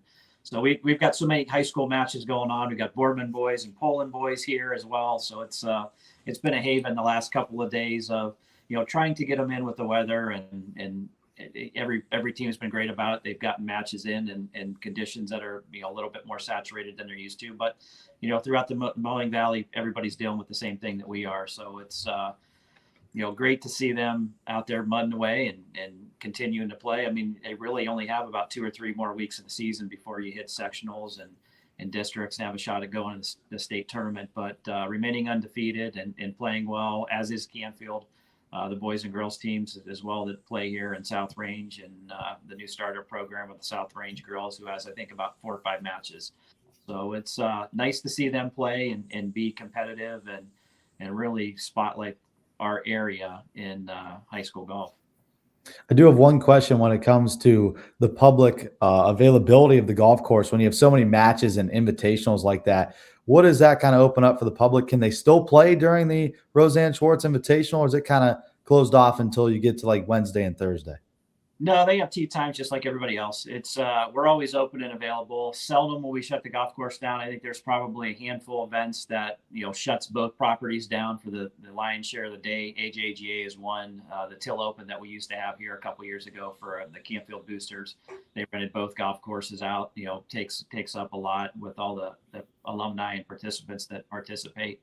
But we still run our leagues Monday through Friday from that 3 to 4:30, 5 o'clock. We sneak a couple matches in here or there, and the leagues are really good about it. They know that the next generation of golf is playing as juniors right now and as high school students. So, they're very good about getting matches in. And, as some of our leagues taper off towards the end of the year, which they are now, we have about 3 or 4 that are finished for the season that finish up, just about Labor Day. And some of them have some playoffs going on from this point on. So it's a nice juggling act. We tell a lot of the coaches, because we have so many teams that play here, try to get as many as you can done before school starts. And we try to do a lot of them like in the early afternoon. Our quieter times is between that 1 and 2 o'clock before the leagues go out in the afternoon. So a lot of them sort of schedule there and get the majority of their home matches in there, with exception of some rainouts and stuff that we'll experience here over the next couple of weeks or so. But the coaches are good about getting us their schedules to be able to put it in the tee sheet and build around our leagues. And the leagues are very complimentary of the kids being able to have the opportunity to come out and play. When we talk about Mill Creek Park as a whole, what are some things that are going on in the next couple of weeks as we wind down the warm weather and we start to get in that fall weather as it gets a little bit crisp every now and then? What are some things that are going on down at Mill Creek that people can enjoy the next couple of weeks? Well, we've got a lot on the recreation side. We have the YMCA Community Cup Marathon. We have the YUTC Trails Race this Saturday. Both are on Saturday. One's on the trails. One's shutting down a couple roads here in the metro parks. We have our Metro Mutts. They're doing a little kayaking excursion with them. So they'll have them on the kayaks and the paddle boats this weekend. Always fun to see. We're hosting a charity event here on Saturday called Alyssa's Entourage. It'll be 9 a.m. on Saturday morning, and then all the teams start coming in here Sunday afternoon to play their practice rounds, and then Monday and Tuesday, the Roseanne Schwartz Invitational, and then sprinkle in a few of those high school matches in next week as well. So, a lot of action going on here. There's so much to do on the education side. There's so much to do on the recreation side. Par 3 golf course is still open and going. We just finished up some recreational leagues up there, and we're starting to lay out the schedule for 2023, believe it or not. And we try to have that done and wrapped up towards the latter part of October. That way we can go into publishing our advertising materials and publications in November, and then have those ready to roll out just shortly after Christmas. And then in January, it's off and running again. So a lot of things going on in the off season to prepare for the following year. And this year's no exception. I know the off season is really busy for you, but my goodness, have you had such a busy stretch here in the last 4 months? I mean, now that it's kind of winding down a little bit, you get to go see your son play a lot. What's it been like? Kind of recap the summer for you, because this is the most hectic part of your year. Well, it's been a whirlwind, more so for my wife than myself. I did the spring events. My wife ran them all summer long when we were in the heat of the battle for events and junior tournaments and everything else that we've got going on here at the club. And then this fall, I got to jump back on the bag for a few events. I'm going to caddy for him on late Sunday afternoon. He's got a tournament in Kent. We just came back from a 2-day event in Atlantic City, New Jersey. He had a great showing there. It was fun to be on the bag. We met some incredible parents, and he played well. He got hosed by the caddy on 2 holes. I got confused by the winds coming off the ocean on 2 of the holes and sort of hosed him, and I feel bad. But, he played phenomenal, played really good. He's peaking, very well. He's interested in trying to get in a tournament in Florida in December, which we'll see if mom and dad can pull that off. But he's really working hard and grinding between that and karate and getting ready for basketball to start for him. He's got a lot of action between that and his school studies. So he knows that school's number one, and it's important to get straight A's or it's straight M's for him now, because the grading system is a little bit different than it was when I went to school. But we're always pushing school, and that's the number one priority that gives you the opportunities to play sports. Straight M's. Never heard of that. That's new. I think it stands for mastery. I really don't even know what. There's like M's, there's P's, there's N's, there's U's. I don't even know what they mean. But all right. I know the M's the best you can get, so that's what we're trying to shoot for when it comes to grades and stuff. So go for the M's. All right. I like it. Brian, once again, we always thank you for your time that you're able to give us every week. We appreciate your perspective into Mill Creek Golf. Before we let you go, me and Richie we're talking before the show. We're kind of nervous about this golf interview. We got Kayla Haney coming on at 1:40. Are there any questions that you think that should be asked when we're talking to a golfer that maybe me and Richie would miss? Well, I look at it as, what always sparks interest with me is, number one, how do you prepare? How do you practice? What's the time and effort that's put in? I'm always fascinated because everybody's, practice time and preparation is very, very different. So it's neat to be able to see how others practice and prepare, to be able to implement that into your own practice time to make yourself better. So I'd be interested with that. And then what's your aspirations, beyond golf? Is it to go college? Is it to play collegiately? Is it another sport? A lot of athletes are multi-sport athletes now, and it's a little bit different. What's your favorite thing about playing golf? I think are the things that really stick out, in my mind. And, what makes you tick as a player? Do you play aggressively? Do you play conservatively? Are you trying to make birdies? Or are you trying to hit the middle of the greens? And if you get lucky and make a putt, make a birdie. If not, you're always walking off with par. How aggressive or how timid do you play on the golf course would be another great question. All right, it was written down, so that's Richie's taking notes. He's ready. You guys have golfers on here. We're ready. This is actually the first golfer we've had this year. We hope to get some more, and of course we've talked to you. We hope that eventually you'll be able to join us for some of these interviews as well, because I know you bring a lot of knowledge to the table. Thank you so much for taking time with us every week and this week again, and we'll talk to you next Wednesday. I would love to, and also ask her what her favorite golf course is. All right, we'll do it. Hopefully it's Mill Creek. Hopefully it's Mill Creek. I don't know where Champion plays their home matches, but it's not Mill Creek. Not Mill Creek, but maybe it'll still be Mill Creek. We'll see you later, Brian. Thank you so much again. You got it. Have a great week, guys. Thank you. Brian Tolnar, always a treat to have on the show, and he gave us some good nuggets. I think some good notes when we talked to Kayla Haney here in about 20 minutes. She's going to be on at 1:40. Gets out of class at 1:36, and then she'll hop on. So going to be a fun conversation with her for sure. And we do appreciate these athletes hopping on. I mean, we saw Remy Ryan who hopped on. It looked like she was either in study hall or she was in lunchtime taking a break. And, we kind of forget because we've been out of school. I mean, I've only been out of school for, a couple months now, but you've been out of school for a couple years. And you forget, it's this time of year where they're back in school, right? I mean, we're relaxing at home, doing our jobs, getting prepped for our games and, getting ready for Friday nights. And, they're in the classroom, they're learning, and they got to go through a 7-hour day and then go to practice. And then they got games at night. So we do appreciate everybody's time coming in, especially during the months of August and September, because we know how busy they are. What I've come to appreciate, Richie, and we've gone through a whole school year now on the with me and Ty host Running Point now, me, you, and DJ and Ty kind of doing a tag team. The amount of players that get help from their faculty to find the time to come on, whether it be their athletic director or they'll say, hey, I got to ask this teacher if it's okay if I miss study hall or whatever it may be. Like I think the ADs get it, what it means to them to be, exposed on YS, and so do the teachers. I mean, we have to, as much as we thank the players, we have to thank the faculty for being understanding and finding them an avenue to get on our show too, because that's a big part of getting them on during the school day. Nice thing is, though, a lot of the faculty is the coaching staff. So they understand, like, hey, the first 15 minutes of English if you're going to go do an interview here for our sport. But, thank you to everybody involved, ADs, staff, and as the players and students and, the athletes as well. So thanks to everybody who comes on because, I know in high school, you go there with one goal in mind, and that's to learn, right? And, if you got to miss 20 minutes, that might be a vital 20 minutes where you're missing an entire math problem and you go back in there and you're like, I don't know how to do this math problem. Well, you missed it. So no, you missed it. I'm not going to teach you. So we do appreciate it. It could be a little bit stressful at times. And I know during the school day, it's a lot.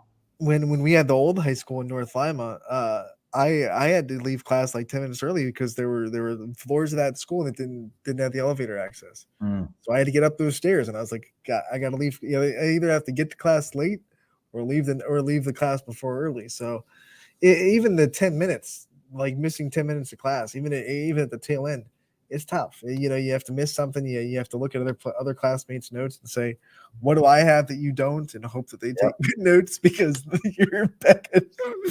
you're begging 15-year-olds that they take good notes. Yeah, it's that's not happening. It's hit and miss. You know that. Thinking about what to do for a snack after class. That's all you're thinking about. Speaking about North Lima, I had to give your buddy Anthony Romo a little bit of a hard time because he put North Lima in his South Range story. And I was like, Richie, Anthony, we haven't been in North Lima since like 2010. what are we doing? I mean, this is, and I've talked about this a lot, like, South Range, of course, with North Lima, but Canfield, it's like those two schools are so close together. It's kind of crazy how much talent is packed in to a suburb of Youngstown when it comes to every single sport, not just football. I mean, you got Canfield who dominates a lot of this area, and it's fun to watch. And we haven't seen a lot of Canfield South Range matchups in sports, which you think you'd see a little bit more of with them being so close. Yeah, but it's the big division difference. I am. Maybe one day we can see the football gridiron matchup. I think people would love that if we got to see Brock Lowry versus Billy Screwpack. They wouldn't be able to play it at either of those stadiums. They'd have to move it somewhere else. They'd have to move it. Because there would be no seating left. Neutral site. What would be a perfect neutral site for a Canfield South Range matchup, do you think? What would be like a fair neutral site? I think Fitch would be fair. Fitch? I think Fitch would be big enough to hold it. Fitch will be playing a neutral site this week. It's a perfect segue. I'm glad you picked Fitch because they're going to be playing host to Warren JFK while Fitch is on the road at Ursuline. Yeah, JFK coming off a big-time victory, going for that 2-point conversion and getting it. I know we talked about this yesterday a lot, but, JFK is kind of switching up their home spots now. I know they don't play at Warren G. Harding site anymore, so it's kind of a week-to-week basis on where they can play. Well, this week's game was one that was really up in the air for a long time. I know during the summer they were trying to get Middle Ridge, they were trying to get some other schools, and it just wasn't working out. They weren't able to get somewhere. They finally found that they were able to play at Fitch, but I know – like following it up to the season, I think even in week 1, we didn't know where this game was going to be played yet. Yeah, no. It's tough to not even know where you're going to play a game. Yeah, and they schedule a lot of their games away for a reason this year because of that uncertainty. Their first 3 games were away, Champion, Delta, and Garfield. They're finally getting a home-on-home game, I guess you can say, at Austin Fitch against the 3-0 Perkins team, and then 2 more back on the road. So very difficult schedule for Warren JFK. Kind of puts them in a bad spot to start the season, but they're overcoming that. You can't ever say that it's too stressful to travel for playoffs, right? Because you are road warriors every single week. So when playoffs come and maybe you make it far enough to have a neutral site, you're going an hour and a half away. JFK is one of those teams that's going to be like, all right. Yeah. We've done this all year. And they're going to be playing a team this weekend that is actually, I think, making a pretty decent trip to JFK. Perkins, it's got to be a sizable trip to Austintown. Yeah, that's about an hour and a half, maybe 2 hours, I think. Because what's Sandusky from Fitch? What is that, an hour and a half, 2, I think? Yeah, it's over 2 hours. If you go to, I'm going to go right to Fitch. I'm going to do this. I'm going to Google Maps this because I want to find out. Austintown Fitch and the Perkins. It is an hour and 49 minutes, so just under 2 hours is the fastest route according to Google Maps. So by bus, about 2 hours. Yeah. Right. Maybe go to Cedar Point for a little bit, then head down to Fitch. It's just sitting here like we couldn't have gone. I mean, JFK sitting here like we couldn't have gone to Cedar Point for a little bit, and then gone to the game. I know. Out of all the games we're playing at home, we couldn't have played this game on. It took us to an airport to play Delta. We can't even go to Cedar Point. Oh man, no. But JFK will play at home against Perkins at Fitch. It's a home game, but they'll at least have a game where they don't have to travel a ridiculous amount of time to get to their opponent. And Fitch will be on the road against Ursuline. Perkins is no slouch. They're 3-0. I mean, they beat up Port Clinton, who's a good squad, 49-0. They smoked Woodward 57-6, and they snuck by Elyria Catholic in overtime by 1 point, who's a good squad up there by the lake. So they played some good competition, and they're 3-0. This should be a good one, I think, because Perkins is a team that is not close to the Youngstown area. Everybody's kind of overlooking this game with, what we previewed already in United Valley Christian and Fitch and Ursuline. I think this is going to be a fun one. I think it's hard because when you're looking at teams that have been like dominant in your area and they're playing a team that's way out of the region and you don't really know much, it's hard to be like, well, that team's good enough to come and play because you've seen JFK so many times. You don't know what Perkins brings to the table, but like you said, all it takes is a little bit of a deep dive into Perkins, and you realize this is a very good football team, and it will be a heck of a test for JFK. I say the same thing for who Canfield's playing this week. They're playing a team from Ontario, Canada, and St. Thomas More. And if you do your research on St. Thomas More, they've had a multitude of guys that have gone big D1 colleges in the past couple of years from that high school. They've won 6 state championships. They've won 6 Catholic titles in a row up there in Canada. So that's a good football team coming down. I wonder how that works in Canada because there are no states in Canada. They have like the territories and the so like do they win like is a state like a city championship? Is it City of Ontario? Like they win like Ontario state because province is what they're called, not territory. Province. But it's like I wonder how that works. That's what they win. They win their province. Province, okay. Because like I guess we're province is what Ontario is the city, but that's not the name of the province, right? No, Ontario is a part of the province, isn't it? Okay. Yep. Ontario. My full disclosure, my Canadian geography is way off. So, like, I know, like, Alberta's a province, but not a city. Yeah, I know Ontario is a province. But when you look at it, when they win the state, it's pretty much that city because outside of Ontario, there's not much there. So, Ontario is a city and a province. Yeah. Oh, okay. Didn't know that. See? You learn something new every day. I'm wrong here. I could be wrong. I don't. I'm pleading the fifth. I don't know a lot about Canadian geography. I don't know how they do things over there. I know Alberta is a province, and then Calgary is a city that's I think in Alberta. I could be completely wrong, but I think Calgary is a city that's in Alberta. Like Toronto is not a Toronto's a city, but not a province. You're right. Calgary is in Alberta, Canada. Right. Now let me look up Ontario, Canada. We are going down the rabbit hole. We're going right down the rabbit hole, but we have to know. So Ontario is a province in East Central Canada. Okay. That borders the U.S. and the Great Lakes. It's home to Ottawa, Canada's capital. But okay, so Ontario itself is not a city name, right? It's just the province. Maybe it's not. Okay. Okay, so they're not actually. They're from Ontario in the grand scheme of things, as far as that's their state, whatever you want to call it, that's their province. They're not actually. They're not from like I don't know if they're from Ottawa or if they're from, like you said, the capital. Or. All right, I'm looking up right now, like you said, Google Maps. All right, they're in Hamilton, Ontario. Okay. Hamilton. Let's see. Hamilton. Hamilton is a little bit west of Niagara Falls and Buffalo. It's pretty much a suburb of Toronto. All right. Now we know. So they are the Ontario champions. Okay. Ontario itself doesn't act. There's no city named Ontario. Right. It's Toronto and Quebec that are the big. You know what? We laugh at this, and people are going to laugh at us for taking 10 minutes to do this. But it'll show up on Jeopardy one day, and I'll get the answer right, and I'll be like, "Thank you for pointing that out on Running Point." So not even that helps me during my broadcast because I had no idea that Ontario wasn't an actual city. I thought they were from Ontario. Right. So Ontario is their province, which is equivalent to, I guess, a state. I think provinces are a little bit bigger than states, but Yeah.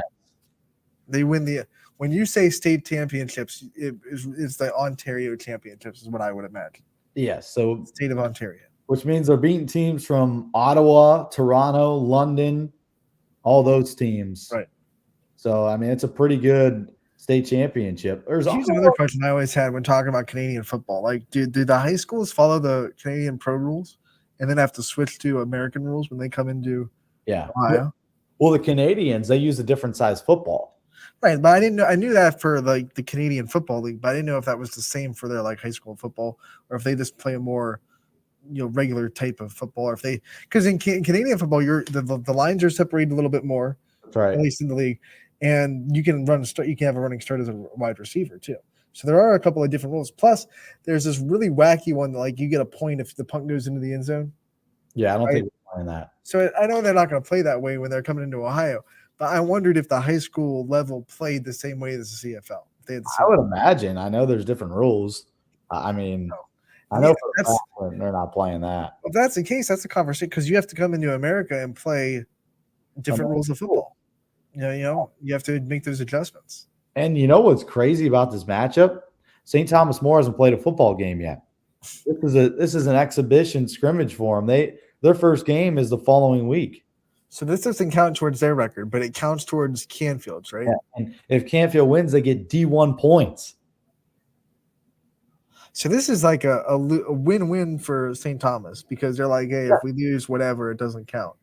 Pretty much, yeah. Wow, that's impressive. But in Canfield, they're like, let's go.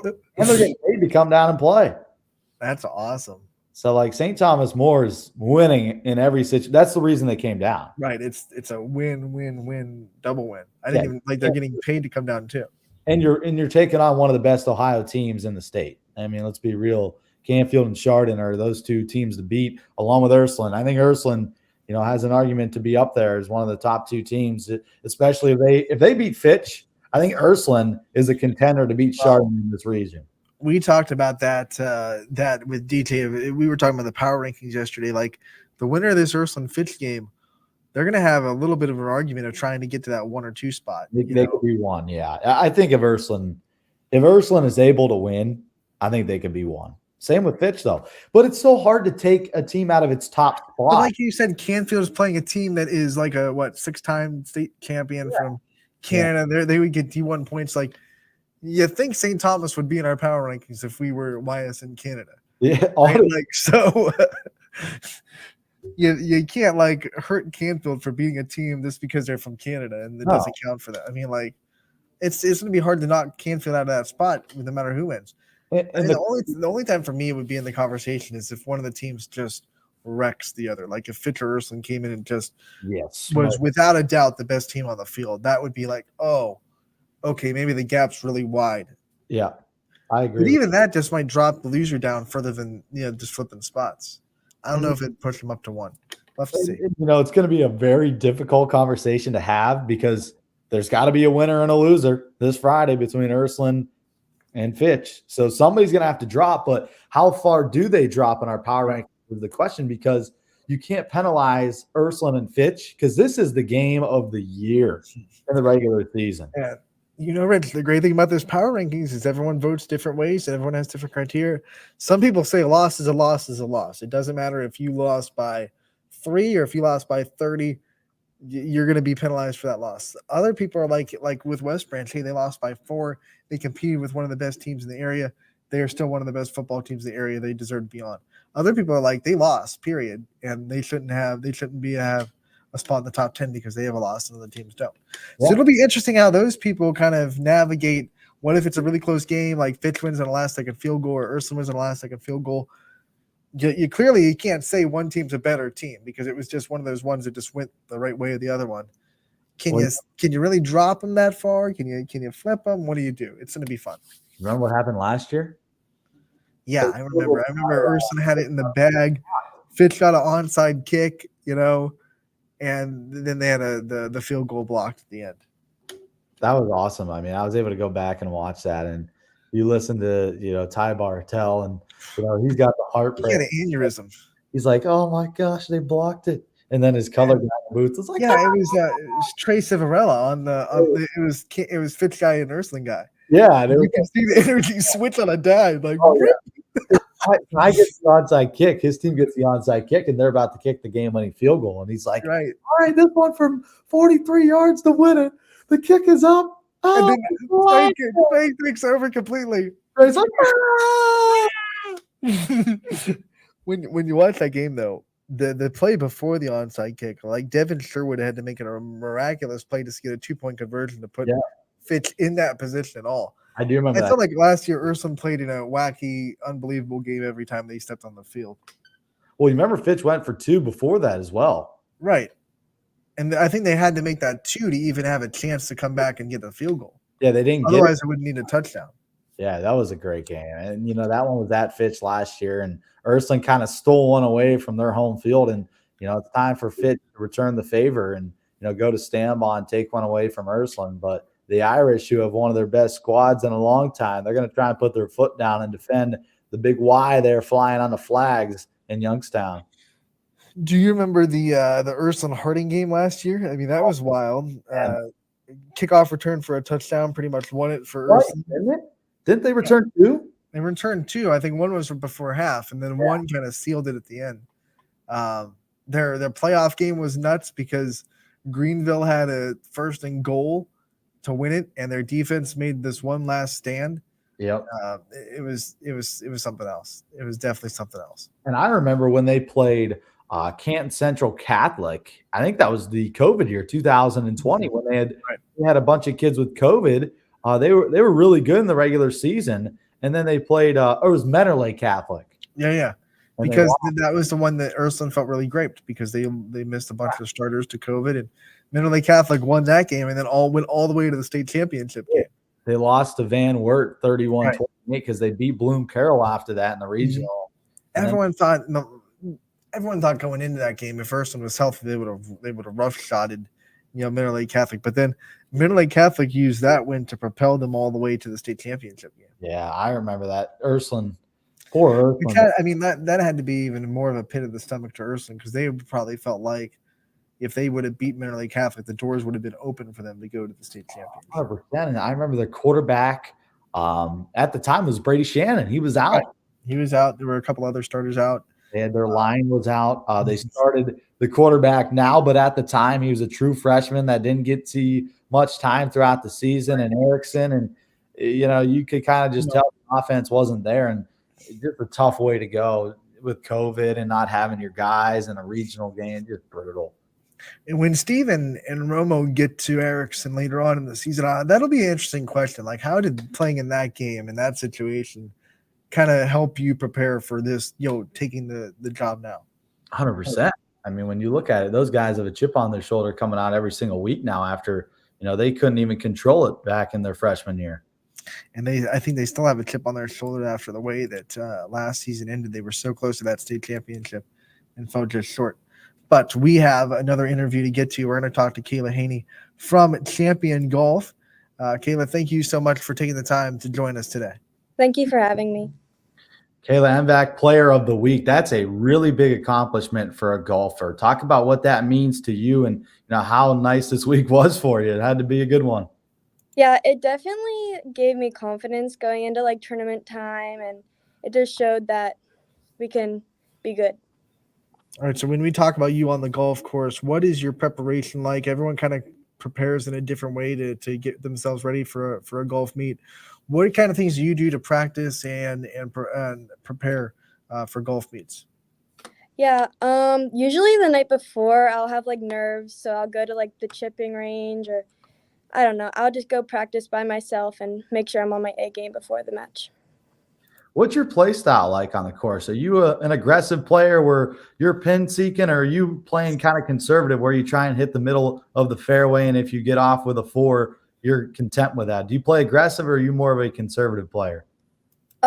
I definitely just try to stay in my lane, stay in the fairway. I'd like to be in the position where I could just chip it on. What's the feeling like for you? Because we talked to other golfers before.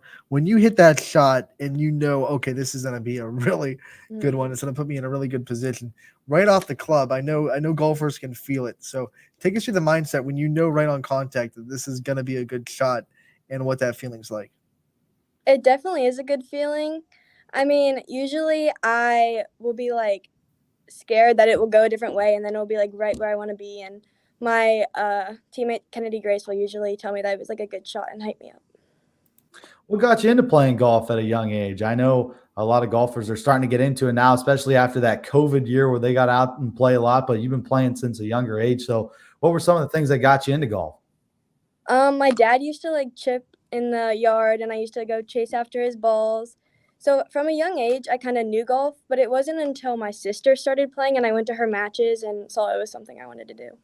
When you look at your career and the things that you've been able to accomplish so far in your golf career, what have been some of the things that have made you kind of fall in love with it? Definitely just like the atmosphere. Like everyone on the golf course is just happy. All of our opponents, it's just they all want to just be there and have fun. Now, what's your favorite golf course you've ever played at? I know you played at it a lot, so pick one maybe and why you like playing there. I usually don't like 18 holes, but the Lake Club, it's like the Christine Terlesky tournament. We do that every year, and it's just I love the course. What about the toughest course you've played at, the one that has tested you the most? I'd probably say Old Dutch. Just something about that course. I don't know. Old Dutch is hard. I played there a lot of hills, a lot of tough lies. But, when you prepare for a golf match and maybe when you're playing at Old Dutch, you might not have a good shot. Golf is a big mental game, and I don't think a lot of people realize that. What keeps you going mentally, and, how do you stay positive out there in the course, especially after you might not have a great shot? Definitely my teammate. Kennedy Grace is always hyping me up. What are some things that she tells you? Like, what gets you hyped up? What keeps you confident? What are some things that she'll share with you? She has this saying, it's like birdies and 30s.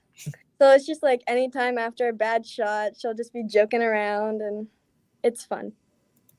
What's the favorite club you got in your bag? I know a lot of players like their driver. Some like to chip and putt. What do you prefer? What's your favorite club? I really like my 7. If there was one golf course that you haven't yet played that you like as a dream course to play on, what would it be?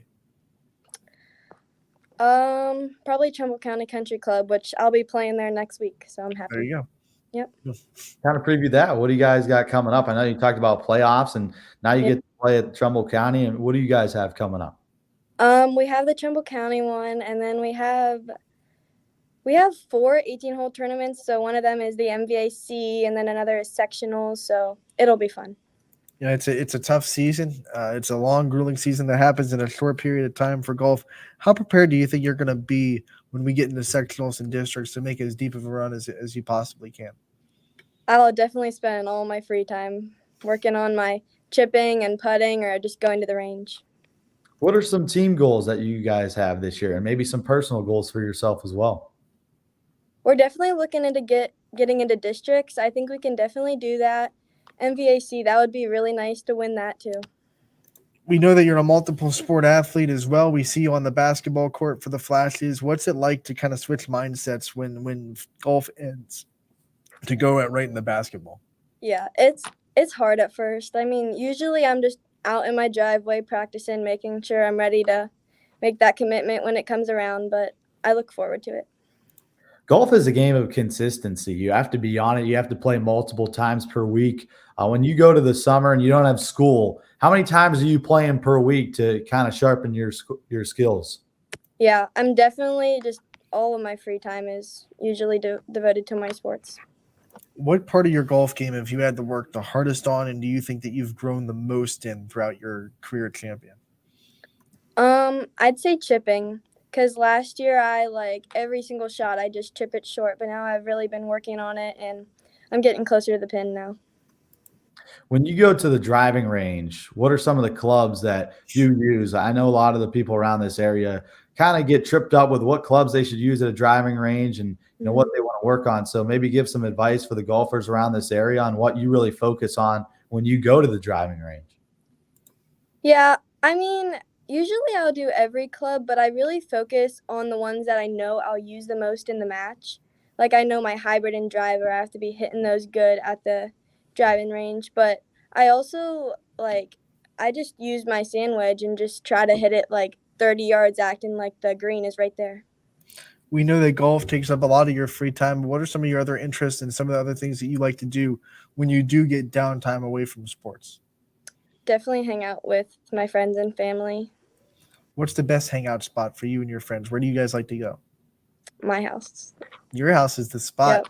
Yep. What do you think there's some do you have something that you think is a ringer for your house? Do you have the mom that cooks really good meals? Do you have the pool? What do you have that you thinks that you're the spot to be at? I have a lot of land, so it's nice to just play around, and I have a nice basement. So you just go out in your backyard and you start hitting 8-irons out. Right. What you're saying, pretty much. Yeah. So what are your aspirations, with golf? Do you want to continue your career and play in college, or are you kind of focused on the academic side and you want to just go study and focus on a major? Yeah, it has crossed my mind going just I'd never want to go anywhere big for golf because I really do want to focus on my studies, but it has crossed my mind going maybe like D3 and just playing for fun. When you think about focusing on your studies, what are some of those interests that you have that you want to kind of see yourself as in a career? From a young age, I've known what I've wanted to do, so probably going into exercise science. When people say that they have it from a young age, there's usually an experience or something that kind of drove them there. What drove you to know that you wanted to be in exercise science since a young age? My mom is in the medical field, so I've known from a young age that I've wanted to go into something of that, and I did a project in 8th grade, and it just made me really love physical therapy for kids. What are some of your most memorable moments throughout your golf career? Is there that one long putt that you drained to kind of seal the deal, or is there a nice drive that you had that maybe set you up for, a birdie or an eagle? What are kind of your favorite moments throughout your career? Last year at Old Dutch, me and Kennedy Grace, we both had a pretty probably a 20-yard putt, and not 20 yards, but we both made really long putts and back to back, and it was really cool. All right, we know golf, you have to be mentally focused and mentally tough. What has been the biggest form of adversity you've faced throughout your career, and how did you get past that and through it? I think sometimes I'm just not focused on the golf course. I'll be thinking about other stuff, and my coach just tells me to make sure I'm stay in my lane and don't get in my head. Yeah, I guess that's another question I have, because when you're playing in a lot of these golf matches, you're walking. It's a long, hot day. It's 18 holes. How do you stay mentally focused throughout that? You talk about thinking about other things, but when you step up to that tee box, you got to be locked in. And I know by the 16th hole, you're drained. You're not really thinking about the shots. What keeps you locked in? Maybe what's something that you do before you step onto the tee box? Before I hit the ball, I always make sure keep your eye on the ball. Don't be too fast to lift up your head and look where it goes. Just be in the moment, and you have to stay focused. We know there are times that golfers also have to deal with adverse conditions, whether it be wind, light rain, whatever it may be, wet courses. What is your mindset when you have to go into a golf meet or even practice when the conditions aren't exactly perfect?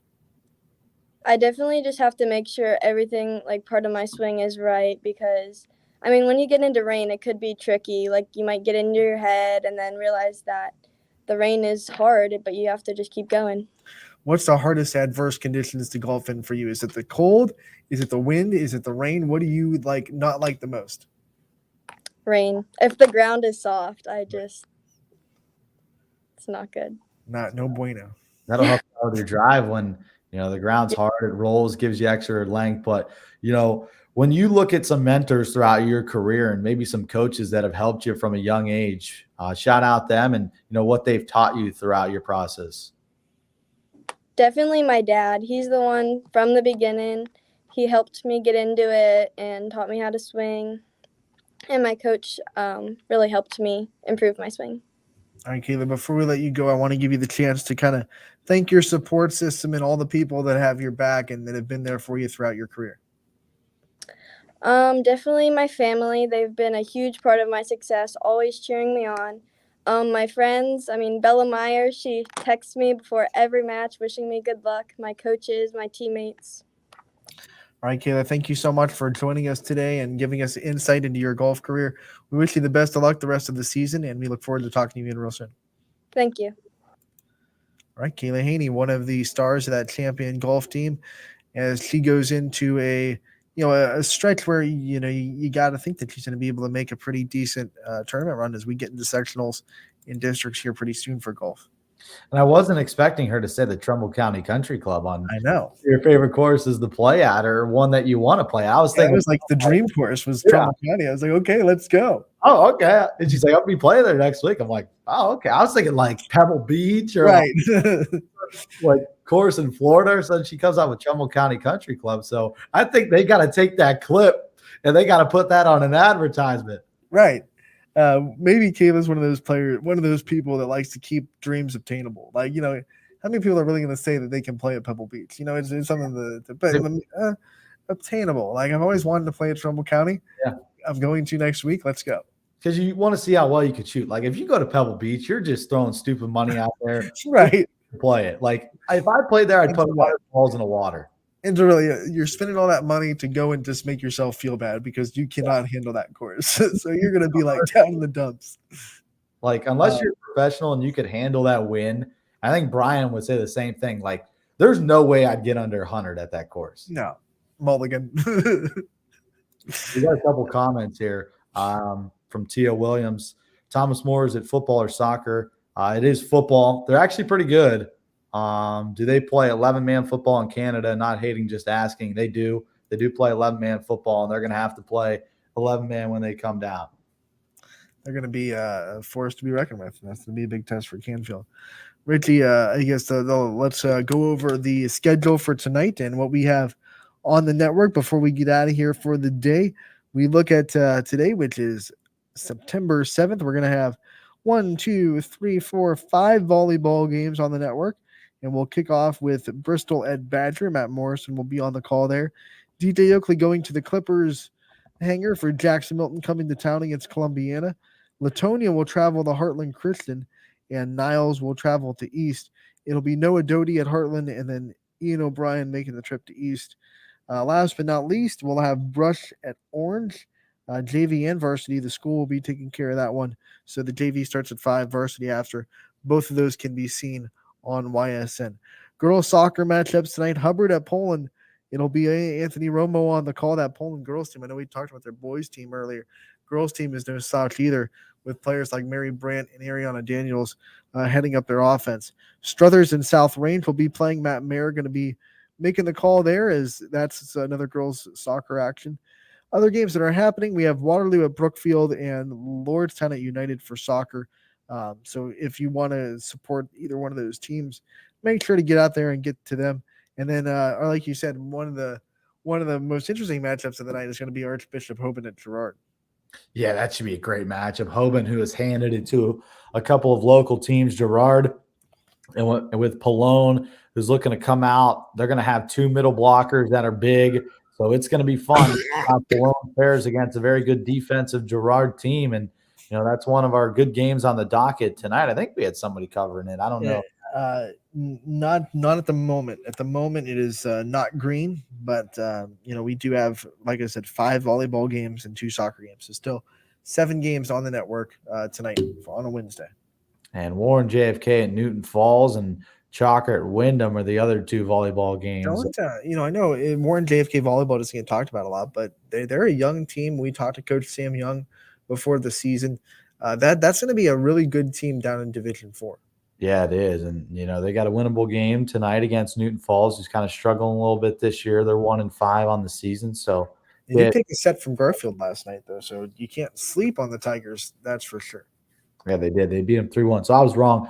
I said they won 5 in a row, and they swept the last 5. They've won 6 in a row, Garfield has, and they've only lost 1 single set. Yeah, sometimes you have one of those sets where it's like, those things don't go right. You don't get in the system. It seemed like that. It was 25-17, I think, in set 3 The Tigers, saved off the sweep, but then Garfield got right back to it in set 4 and just said, unequivocally we're the better team, and they proved it. I don't know if you've seen this, but your lights have been flashing off and on like the entire show. Have you seen that? No, I haven't noticed. That scares me because last Monday the power went off and lights flickered. So I was like, so if the lights are flickering now, that might be scary.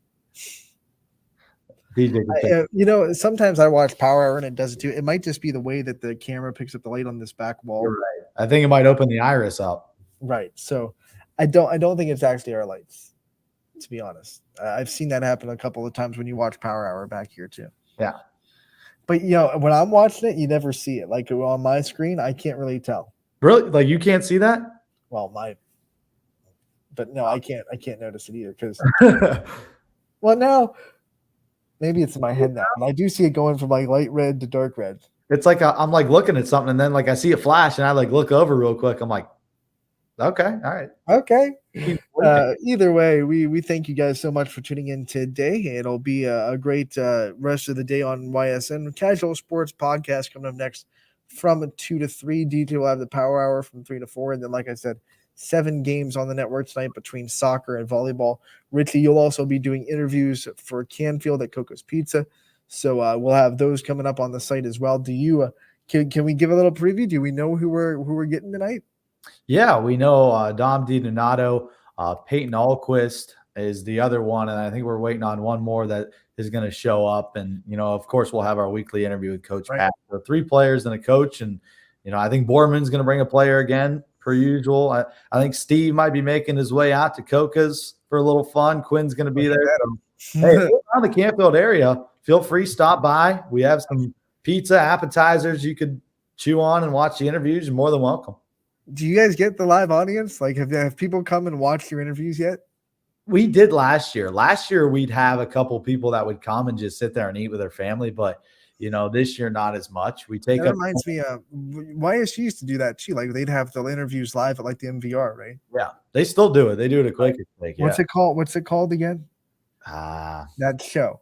I don't know. You had the rundown, which was like the studio show. So it wasn't the rundown. No, it's not paying rundown. It's like I remember Mike Rostowski used to always do it. I can't remember what it's called. I know they do have one. They have like weekly interviews with Doug Phillips and players. They do it during the basketball season as well. Speaking of that, tonight 21 WFMJ will have the Penguin Playbook as well. So check out that if you're scrolling through channels, you're watching us, you have us up on the computer. Turn on WFMJ. They'll have the Penguin Playbook on tonight as well. Big one for the Penguins coming up. Dayton looking to go 2-0, and they looked impressive against. They beat Duquesne. Duquesne their first game. They looked solid. It's got to be a bounce back here, right? But when you look around the conference, you got some teams like South Dakota State who almost beat Iowa. I mean, you look at the conference is just sick. But didn't South Dakota State have like the snafu with the punt in the end zone too? Was that them? No, South Dakota State, they had 3. They're the Jackrabbits, right? Or were they the ones that missed? No, ECU missed the field goal, right? ECU missed the field goal, yep. I felt like I saw a replay of something that went really wrong for South Dakota. It did. They had 2 safeties. Safeties, right? Okay. Yeah, they had 2 of them. You can't do that when you're trying to play a Big Ten team. But still, very good football teams in the Missouri Valley Conference for sure. Of course, North Dakota is always headlining it. North Dakota State, excuse me, because there is North Dakota. And there are 2 different things. Don't want to get Bison fans mad at me. See, I said it right too. Bison. You go to North Dakota and you don't say Bison, you're going to get beat up. Yep. So it's one of the things you learn as someone that goes through the YSU TCOM and sports broadcasting department, how to pronounce the opponent's mascots correctly.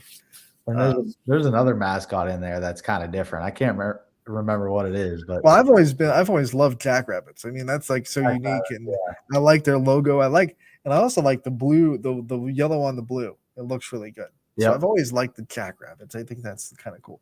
I gotta find this, and I'll say it on the next show because I know we got to wrap things up. Yeah, we do. We want to give our casual sports boys the time that they deserve. So they'll be back from 2 to 3. Power Hour will be on it from 3 to 4. Running Point is taking a 22-hour break. I'll be back tomorrow with DJ Oakley, and we're going to have one for sure. We're going to have an interview with Tristan Valley that we're going to be able to play for you. and hopefully a couple of other guests pop in on Thursday as well. So we'll see you tomorrow on Running Point from 12 to 2.